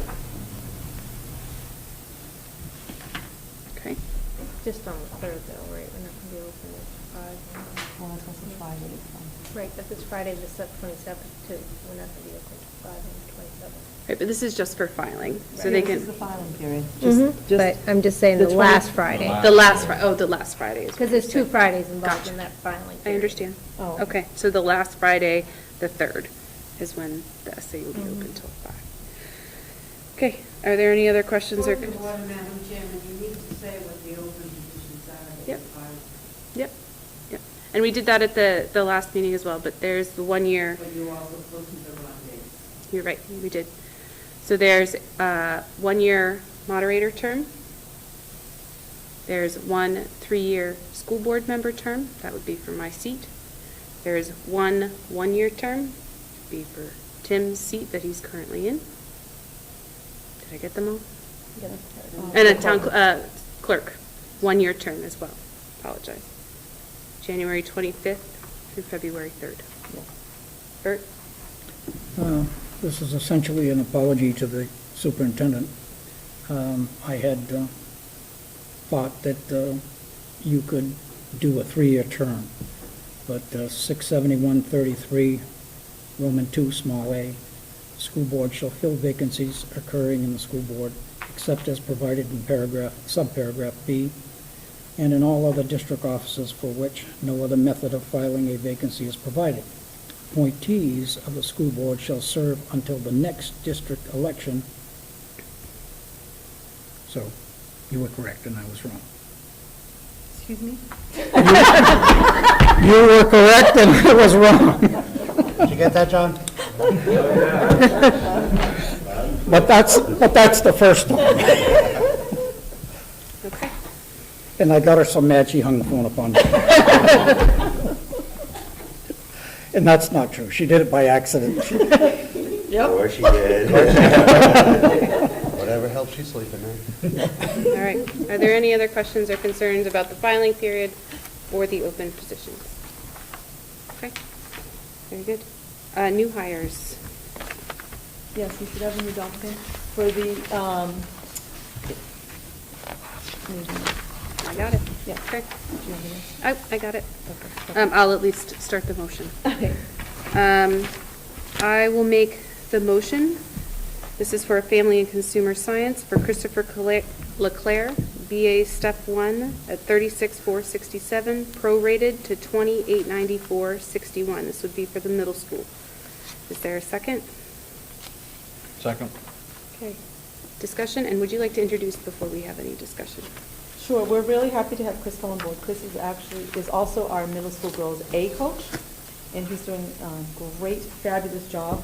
He has come, already has ideas and plans, and the kids are already very familiar with who he is, so we're really excited about having him join our team.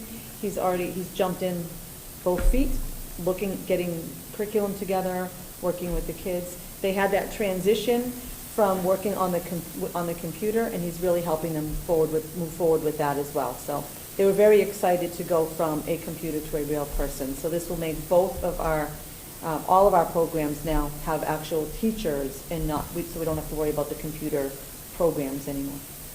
Okay. Any discussion from the board? Okay. All those in favor? Aye. Aye. Opposed? Abstained? Thank you very much. Welcome, Mr. Leclerc. Any resignations for this evening? No resignations. Any committee report outs? Were we going to discuss this?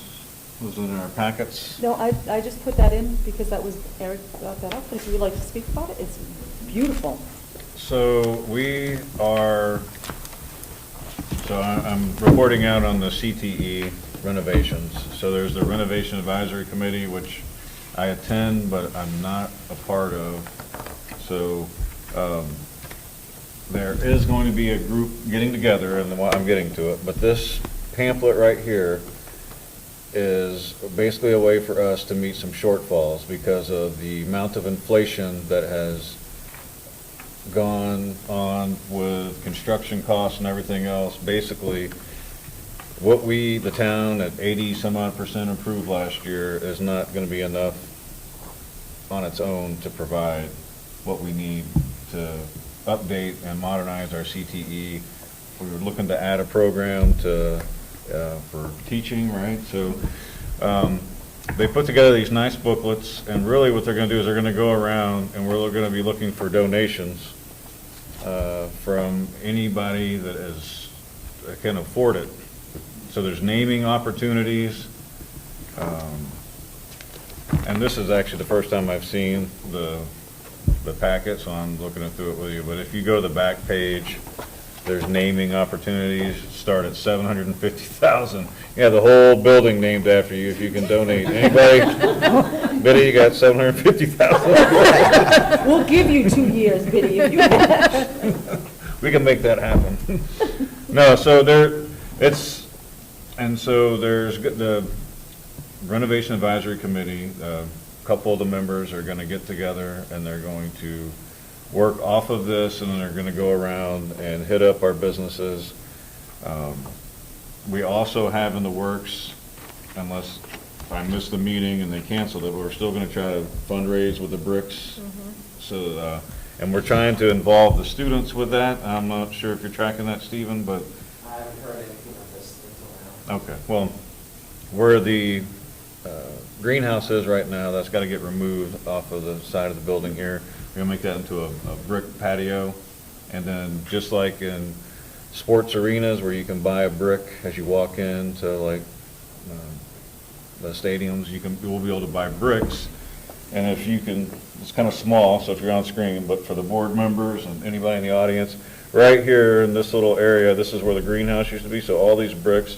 So there's all kinds of opportunities to donate money, but at the end of the day, we're hurting because of inflation and how it's affected the construction costs. And we have, as a committee, we are not cutting any programs in the sense of all the money is going to improve programs. If we have to cut something, it'll be, cut the outside of the building like we had talked about before. So we're cutting costs everywhere that we can to ensure that it's professional, it's not sloppy, it's not the cheapest, it's not the most expensive, but it's quality craftsmanship that'll last us 30 years. But we are, as a organization, as a community, we do need to look and see if we have any money to spare with all the other things that we're donating our money towards helping out. So it's just another opportunity for anybody who's blessed and fortunate enough to give back. The CTE definitely needs it, and the future of our children, obviously. Just like the county commissioner came, right? We got the LNAs, same types of programs we're doing at the CTE. So I asked the community out there, I don't know which camera's on, but please open up your checkbooks if you can, and local businesses is what we're really talking about here. And you'll be getting visited by members of the Renovation Advisory Committee to go over some different things where you can help out and leave your mark on our students in our school. Do you know when the information will come out about the bricks? It's gonna have to be pretty soon, because we're coming up against some tight deadlines. So like this February that Norwich gave us, that's like the deadline for everything. Town voting, all that, the budget's gotta be done, everything's gotta be done by mid-February. I think we can go as late as mid-March, and we're waiting. Have you heard from the commissioner? Have you got any good feedback? Well, so I actually spoke with the commissioner earlier today, right before our meeting. He said that he's not going to have all that done until May, but he does not see a problem. He said that he would have already been told if there was going to be a problem. So May is the deadline for him with that, but. With what? Oh, I'm sorry. The 1.2 million we're asking them to add to the state budget to make up for the inflation cost. And that's not everything, that's just to add to, because remember we said we'd pay 4-some odd million as a town, and then the state was going to give us 11 million. Well, now we're asking them for like 13.2, or, I don't have the numbers right in front of me. And we're not the only district doing this. There were Correct. other districts that went to the state that are in the middle of the renovation committee that are also seeing these shortfalls and asked the state if there was room in the budget to cover some of the cost of inflation. Do you have the deadline for when the capital budget committee meets? I don't. That's where the money comes from. Right. The cap for the state? No, for this project. It's through the capital budget. Yes, so he said, right now, when I spoke with the commissioner, I will be going down and I'll bring Eric Perry and I think Ed will come with me as well to have to speak at the capital budget hearing to talk about that, and then they'll vote on it. But he said that's not, they don't even have that date scheduled as of right now. So he'll give me a call, the commissioner will give me a call when that date has been scheduled. And so then we'll go down, but he's like I said, he's thinking May, sometimes in May. So you are aware that one of your district representatives is on the Public Works Committee, that's where the money comes from? Absolutely, and I've already spoken to, yep. Yeah. So Mr. Perry, and I think, and I don't want to speak for you because you're here, but he has spoken, I want to say everybody but Ms. Ward. And I have Like spoken. in the local area. And I've spoken to Ms. Ward. Can you sell tax credits for this? That I don't. I actually inquired about that, and they said no. Who was that? Is it the Secretary's, it's through the Secretary of State's Better Business? I did this right when I started, so I can't remember exactly who I called, but it is the tax credit part, and they said that they couldn't match it very well, so that it wasn't an option for us. Because? Because they had other projects out there that were more feeding the economy of the state, is what I was told. It wasn't a good match, is what they told me, being a school. I'm just saying, you would think that feeding your schools that are going to. I know, but hopefully be I think it was employers based in the on state. what they had for other projects at the same time. It seems a bit odd that the Opera House qualified for tax credits, and I hardly think that they're. I mean, I can call them again, but I called them in in July when I first got here. I think I'd get somebody else to chat about that. Okay, I'll try again. Maybe Jay Lucas, who's helping save Newport, can help you with that. Jay Lewis? Lucas. Lucas? Okay. Okay. We have no policies tonight? Steve, question? Oh, yes, I'm sorry. I didn't know you had a question. So when the absence of significant funds came to light, and we moved ag, et cetera. Are all of the suggestions to the community in order to get funding still intact? The only project portion that was used as a selling point last year that is currently listed as an alternative for cutting if we don't get said funds from either donations and/or the state. Actually, we're counting on the state. The commissioner has kind of implied, not just to Donna, but in other circles, but it shouldn't be an issue. Previously, and then you talked to him again, so that backs that up. But the roof, to answer your question. We still have the roof is in play because they came out and they poured it. Last year, when we used it as that it needs to be repaired, when they came out and poured it, they said that they think we have at least 10 more years. And so they didn't give us an exact sentence, so not that they think that we have. They said 10 plus years on it.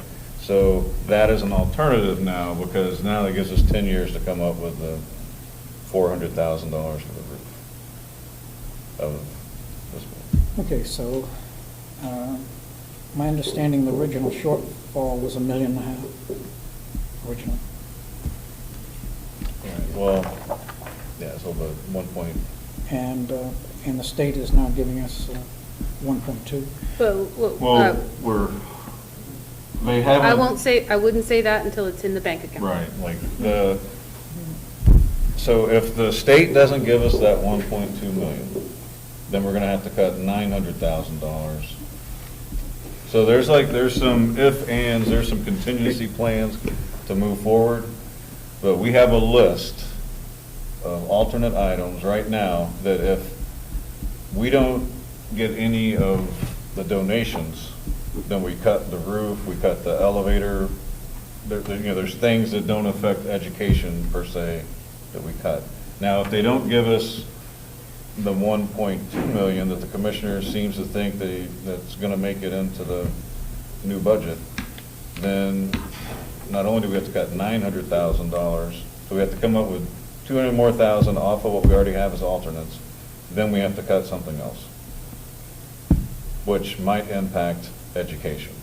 So with that being said, I think that's why when it was written up and presented to the commissioner, it was, we need to get this done, because there's not a lot of fluff in this project. There's not space age technology, right? It's funded education for for technical schooling. I have a hard time with the state's purpose is to support and expand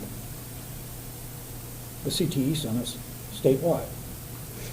And so we became eligible, and we voted for, based on the best knowledge that was there. The state is very cognizant of the increases and problems. And if they do not come up with the money, I'll be damn surprised, because their job is to support and do, and they know the communities that they're trying to put the centers into are some of the communities that need the most help. So, Would you really be surprised? I mean, it only costs $4,800 to educate a child. Glad he said it, not me. Come on, I knew that. That was a lump set and spike. Exactly. But that's kind of what the commissioner and his office has alluded to when Mr. Perry or Donna has spoken. so was the 1.5 million his first offer, and then his back-off position was the 1.2? No, we've always asked for the same amount. Yeah, it's always been 1.2. With us, providing Give me a some. minute, I'll look back, I'll tell you. Our share. Our share An of the equal percentage to what right. we contributed in the beginning. Right. Okay, well, that's fair. But to ask, all right, you know who your competition is? Yes. Well, he said it's, because I asked the same question if it was competition, and he said, no, Winnisquam School District is also under the same thing, and so I said to him, well, is that competition? And he said, no. Why? I said, because I live in the Winnisquam School District, and I would be more than happy to send a flyer. So no, we don't have so he said it's not really a competition. The interesting thing with Winnisquam is whenever the commissioner's office had contacted them before we contacted the commissioner's office, it's kind of like how we had talked about with some supplies or leveling out and everything else. So the commissioner's office is like, oh, you're fine, everything's leveling off. And it's like, well, wood has leveled off, but now aluminum or whatever else is skyrocketing. You know what I mean? So like one starts to steady out and then another project or product gets inflated or whatever, however that works. So, these good flyers. If anybody knows anybody with some cash, I'll make sure Mr. Irwin gets one of these. Yes, thank you. I'll take it on my way out. But thank you for the opportunity to brief. And Mr. Perry and LaValle Brensinger architects are working hard, and they're incorporating student and teacher feedback. It seems like, now you can't really change the design, but there's like the equipment, so they're still meeting and going over all that. So appreciate the hard work Mr. Perry has and the time he's put into this. Absolutely. Did we get the approval on Tuesday? Sure. Do we get to what? The approval from the planning board? Well, it wasn't an approval, it was information. Okay. But the answer is yes. Oh, I saw it. All of the criteria was there, and presentation was fine and complete. But these are hot off the presses. These just came in, I want to say, on Monday or Tuesday of this week. So that's why I haven't seen one. I think derelict in the duties, they just came in. Okay. Any other committee report outs? I don't think any have met. Okay. Communication. We'll start with administration. Sure. And I'm gonna put Lisa on the spot on this one. Dancing with the Stars is going to be at the Opera House on the date 27th and 28th. So we're asking people to please come out and support. We have students and staff that will be taking part in that, so we're really excited. We do have the flyer and information regarding it going out to all staff and community members tomorrow. So thanks to Lisa. Lisa sent an email and said, can we get this going? And I said, absolutely. So thank you, Lisa, for that. So we have that going up. Okay. Anyone else have anything? It always is. Anyone else? Anything from the board down the line? Okay. No, by all means, going over them now. So I guess a few things. Just want to really need to get together as a board, strategize, and figure out how we're going to sell this budget for this year before the deliberative session. It's imperative that we manage to get this budget passed, especially with Paris contract in there, and that if we can't, we're just going to step back again. So I feel it's equally as important as last year when we're getting the CPE passed. And I don't think we're asking for a huge amount of money here. It's because of just an inflation difference. That was one thing. I've had some people reach out to me about some of the things that they've been come up in school, let us teaching like binary, non-binary stuff. I'm just not sure why or we're getting on that train. So I have some concerns about that I've had people reach out to me this week about. I know Donna's answered some of the questions on a few of the things, but it's concerning. Bill? So I have given this a lot of thought, and when I say I've given this a lot of thought, I mean I've been thinking about it right up until this moment. I knew when I agreed to accept a seat on the board that it was going to be very, very difficult with my working schedule. I had an option several times over the year to change my schedule to where I would always have Fridays and Saturdays off. The give for that take would be that I would work the 2 a.m. shift Sunday through Thursday. Working the 2 a.m. shift for me means getting up at about 12:15, 12:30 at night to get ready for work and to go to work. Because of the work I do, I need a full night's sleep. So that has me going to bed at 4:15, 4:30 in the afternoon. All well and good. I currently do it a couple days a week. Problem is, my wife gets home from work between 4:15 and 4:30 in the afternoon. So when this first started, and I first started talking, I was talking to the other driver who has that run, and we worked out this arrangement where on board weeks, you know, we would swap shifts. He would pick up my Friday and I would take his Sunday. And that worked really, really good for most of the year. I'm sure people have noticed towards the end of the year, you know, I think I had to miss, 2 meetings. I attended another meeting by taking a day without pay for the following Friday because I wasn't able to get it covered.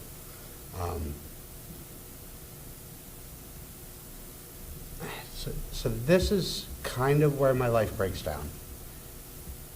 If I keep my current schedule, I kind of do this job half-assed.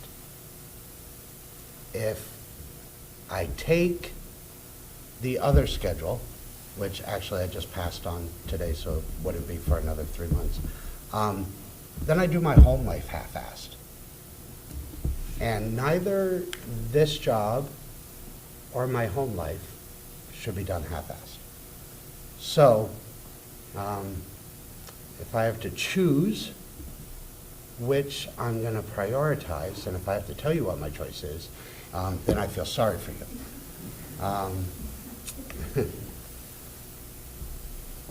Hanging out with us. Yeah, no, not at all. You know, I apologize. A lot of people supported me in the election. You know, and it felt really great. And I'm really proud, I mean, obviously, you know what I'm saying. I'm really proud of a lot of what was accomplished this year. You know, I can work with Bert. You know, that's huge. You know. Anybody? Yeah, I know, exactly. Exactly. The support staff contract. You know, that's amazing. So I am stepping off the board. I don't know if there's time to list my 2 years on the ballot. What I would like to do is stay on at least through the deliberative session, because I do want to do my part to promote the budget. I've been kind of contemplating a social media post for shortly before the deliberative session, and thought about reaching out to Steve Smith at WCNL to see if I can get on there on a Monday morning just to kind of talk a little bit, if anybody wanted to join me. But I think that's probably it for me.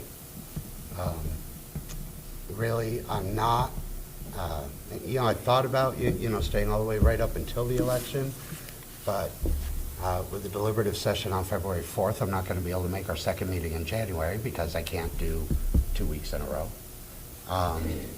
First week of February, I'm out of town, you know, not coming home early for it. So that really would leave 2 meetings that I might be available for. You know, yeah. I'm tired. For me to be able to make this meeting tonight, I worked 7 days last week in a row, Monday through Sunday. Monday because we had a student move for Dartmouth College, and then Sunday because I had to swap to have tomorrow off. So I apologize. Lisa particularly, I really probably never should have said yes. You know. No, I appreciate, I really, really appreciate the vote of confidence. And I like this. If this worked in my life, I would probably be here for 10, 15 years, because I do enjoy this. This is a kind of thing, really, and I think Jenna, working full-time, probably understands as well. This is difficult to work around a full-time job and a full-time family life. It's maybe a little easier with people who are retired or semi-retired. I know you have some flexibility with your scheduling. It's very difficult otherwise. And really, it's just the meetings are very difficult, not to mention everything outside of the meetings, which wound up being a lot more than I thought it would be. So I don't know if there's time to add a 2-year term to the ballot. If not, I am certain the board will be judicious in appointing a replacement. Like I say, this will be my last public meet. This will be my last one of these meetings. I will be present for the deliberative session, and I'm willing to stay available for those last couple of weeks afterwards, if you want me to, or if you want to appoint somebody after the deliberative session, whatever the board wants to do. No hard feelings at all. So yeah. I think the situation is if you resign before the posting, then there will be a vacancy and that can be then more. Okay. But that's a question for legal counsel. Because you have not posted the positions yet, so if your resignation is effective before the posting, then that will create a vacancy for a 2-year position. But I don't know, because if his resignation is after the deliberative, then. Correct. we will If you put don't posted. do that, then we'll there is appoint. no opportunity. I appreciate it, Steve, I understand. I'm Bill. Oh, my gosh. Oh, Bill, I'm sorry. This is second, I understand, Steve, but I understand. They forgot me already. This is not. I have a tight haircut over here. My night is board chair. Bill, I understand. And I thank you for the amount of thought, and I thank you for the amount of time and the amount of care that you put into this position. I appreciate it. Okay, Frank, you're up next. We're just throwing names out there. Well, Glad somebody did. this sucks. I've already told the superintendent, and I've told Steve that there's a good chance that I'm gone. The main reason for coming here, because I thought it was messed up. Got here and found out it was really messed up. And now I see it headed in a good direction. And I haven't made my decision, but I had told the superintendent my decision would be after March. I was going to follow at least this through till March. But now you make it tough for me, because that means we have a major turnover again, and that's not easy to do. But that being said, that a lot of people probably like to see me go, and I don't mind that. I never cared about that. What I care about is things run good and as best they can. No, Bart, we all know you're not going anywhere. You're going from this table to that podium. No. I'm being right point blank out about it right now. I call it the fireman. I put my notice in here, and I'm out in March, and my name is on for selectmen, because that's where the next problem is. But that all being said, I don't want to see this fail. So now, to me, the biggest thing is, and I wrote right down here, our plan. And I talked to the superintendent about it. We need to have a plan, because we're looking for $700,000 more money. That's $1 per thousand right there. And the majority of that is support staff. So if our problem in education is we're at the bottom of the barrel, how are we going to come up? with what we've been doing, hasn't been working. We can change how we administer, but we won't see a return that is sufficient to change the trajectory to move us up quickly. The support staff, when you gave me the number, I thought it was too high, and I still think it's too high. But we have no choice. If we do continue to do what we have been doing, we will fail. And that's not fair. So we need a plan. We, as a board, need to plan every step we're going to take. You mentioned the radio on Monday. You can go on any Tuesday. Any of us. I just take that big fella Onella and just give him a karate chop and he'll let us on. So we can do radio, we can do flyers, we can do all kinds of things. We need the NTA to understand that if, in fact, we do not approve the support staff raises, then as a community, what are we going to do when your turn comes? So you have the power, the people, Virginia, enlist her, put her to work. We as a community have to understand this. I said to the superintendent, I'll pull out a flyer and put it right in front of the people there and say, here's what they wanted. They wanted $5 a thousand this year, and they didn't get it. They wanted $4.55 this year and didn't get it. Put that right in front of everybody that's there at the deliberative session and say, they asked too much. We're asking for just over $1, not quite $2. And if we really understand where we are in the totem poles of things, Virginia, you remember the poll I ran up at one town meeting? All right, I can do that again, but I don't think I need to.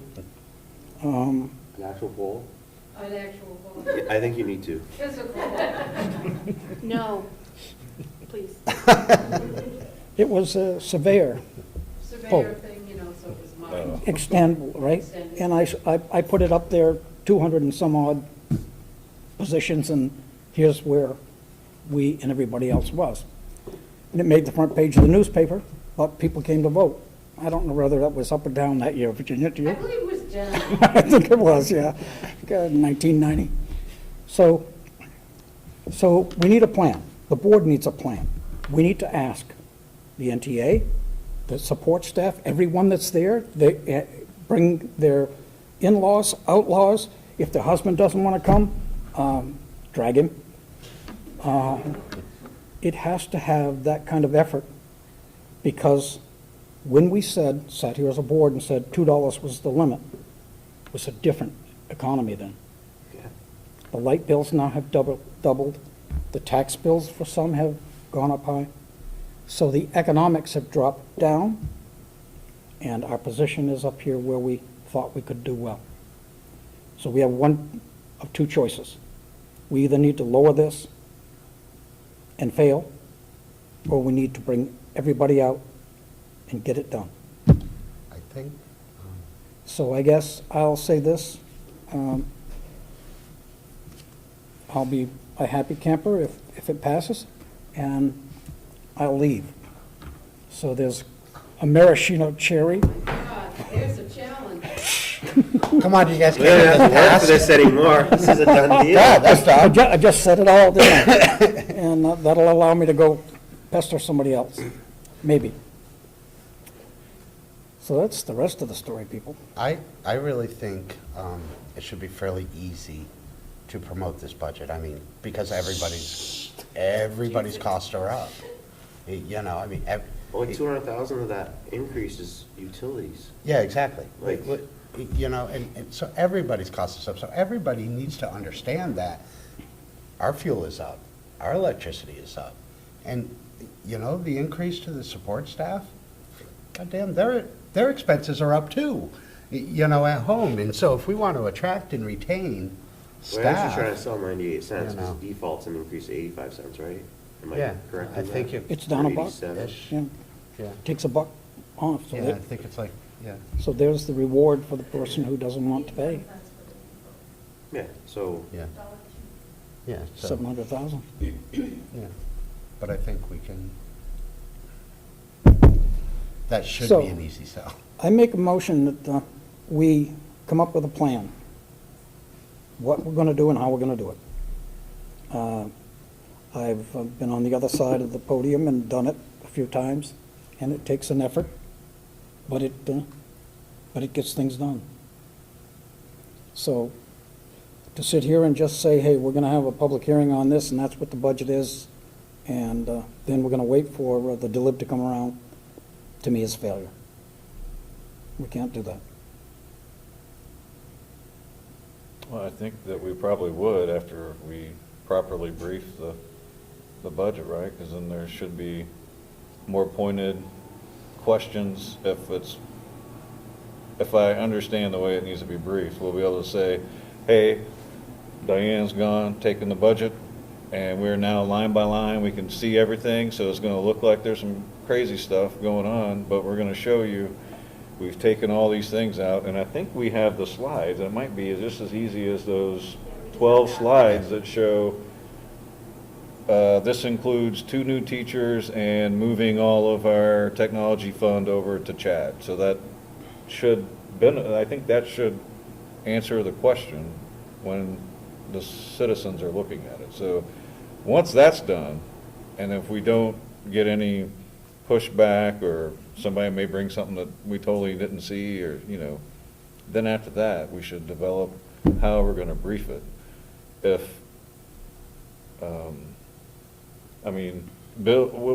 Will, see, she did it with the Frank and Steve, now I'm like.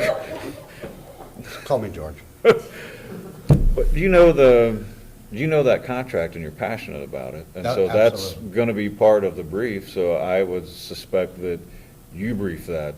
Absolutely. And, I don't know, do y'all normally rehearse it together before? I would suspect there. I don't think we need to. I would suspect that there's not a rehearsal. But, okay. I'll stop talking then, that's the military guy in me. I'm just asking, is that a symbolic motion?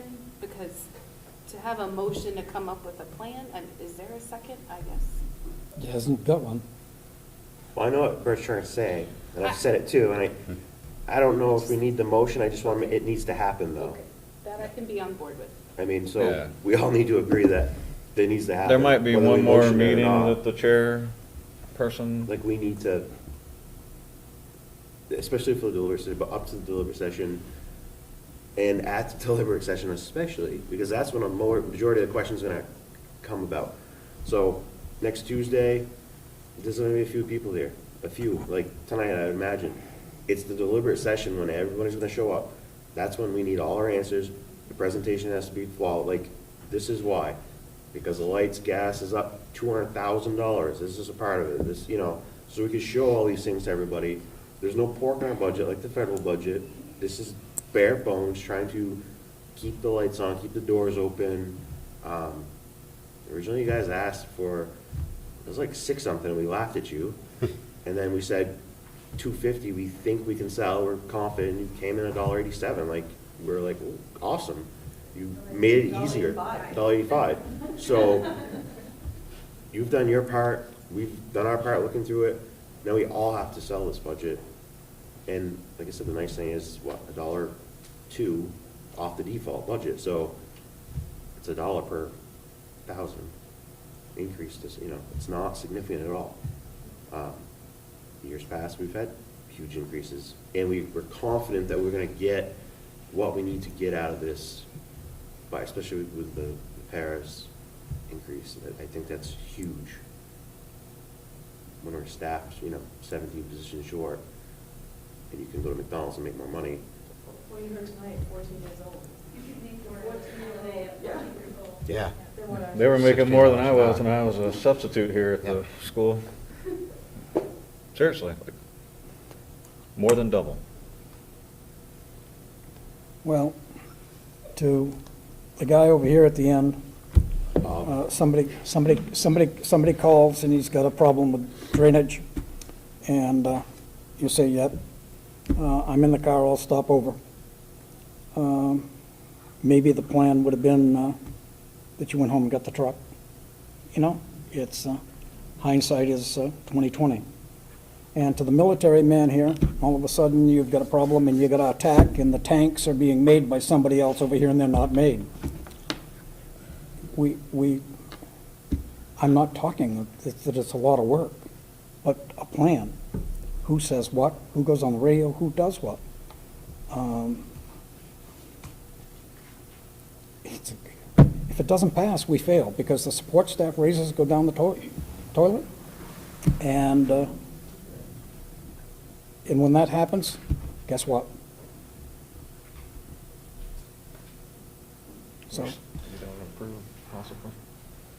Lisa, did you want to add one? I know it's late and everyone's going home. Just, it's easy for people to understand. It's a little easier, not super easy, but it's a little easier to pass a teacher contract. People understand what teachers do. What we all need to do is really help educate everyone on what do we mean by support staff, and why are they essential, and why essential now? Because even, I'm not as old as Mr. Spalding, and even when I was in school, there was no such thing as parents or support staff. So to help everybody understand how they're going to help us move forward, and not having them, right now Richards, we're down 11, and since the beginning of November, we've lost 6 support staff because of that. But I don't think the general public understands, when we say support staff, what does that mean? What do they do, and why they're important to us? So I think that's something that we all need to do. She'd be part of the plan, you know? Steve? So, I'm going to comment on this because it's amazing to hear you particularly support an increase in the budget, and I appreciate that. You've really done your homework. When does the next Newport Times come out? Well, it just came out. Just came out this week. Sorry, I apologize. When does the next Newport Times come out? It just came out, so it's probably not going to be for another month. It's probably the March one, it's 2 months. I think. Right, so the deadline for an article might be like now, and maybe that's where you, because everybody gets it. It comes in the mail, it's free. About who are the support staff, what does that mean? I know people read that. That's free. So, I mean, that's something that you really need to take advantage of. I have no idea the time frame, but I know that it's a wonderful marketing tool. Steve? I'll just say, like I always do, is parents, be responsible for your students. You parents, guardians, families that are raising and responsible for these students, children, they're your responsibility. So just take pride and make sure that you're doing your jobs as a parent. Thank you. Be involved is what I'm saying. Like, be an active part of positivity. Because that kind of sounded negative, but negative. Okay, well, not how I thought the night would go. Oh, John, go ahead, I'm sorry. You mentioned radio, you didn't mention NCTV. Ah. We have a lot of people who watch on Facebook, so there's a good, real advantage to coming in, doing an interview, doing a group thing, whatever, obviously not a majority, but a couple of people come in and do a thing. We get a lot of views on NCTV, on Facebook, and we run stuff through our TV and everything, so use us as well. Thanks, John. I have to say, not how I thought the night was going to go this evening. The first thing I'd like to do is apologize for the budget hearing to Mr. Kessler. He's absolutely right, Bert is right, Biddy is right. We will get that corrected, and we will get that fixed by Tuesday, so that everybody understands. So I will absolutely take responsibility for that. I really hope that the math night is going well at Richards tonight. It's not on tonight? Oh, great, because I couldn't go. Great. Yay! So I hope it goes. I hope it goes well, or because I wasn't going to have the opportunity to take my son, but I am very excited. Richards is opening their doors. It was going to be for the next 3 Thursdays. I guess we have an extra one to have students at different grade levels come in and participate in math night. I just got my flyer for the 100-day activity and competition for the kids to design projects for the 100 days of school, and I was excited to see that we'll be back in and can walk through. So it's just nice to see the school feeling a little bit more open and back to pre-COVID. So I'm glad it was canceled. I will look forward to going. And thank you, Bill, again. I really wish you all the best. I know you're not going anywhere for a bit, but I will likely be back. we will continue to Just be at a to do our different stage of jobs. life. So, all right. With that, we do not have a non-public, so I would move that we adjourn. Second. All those in favor? Aye. Aye. Okay. Thank you. Have a wonderful evening, everybody. It's the first time I've ever seconded something that fast. I usually defer to you gentlemen. Yeah, that's Y'all have usually figured me. it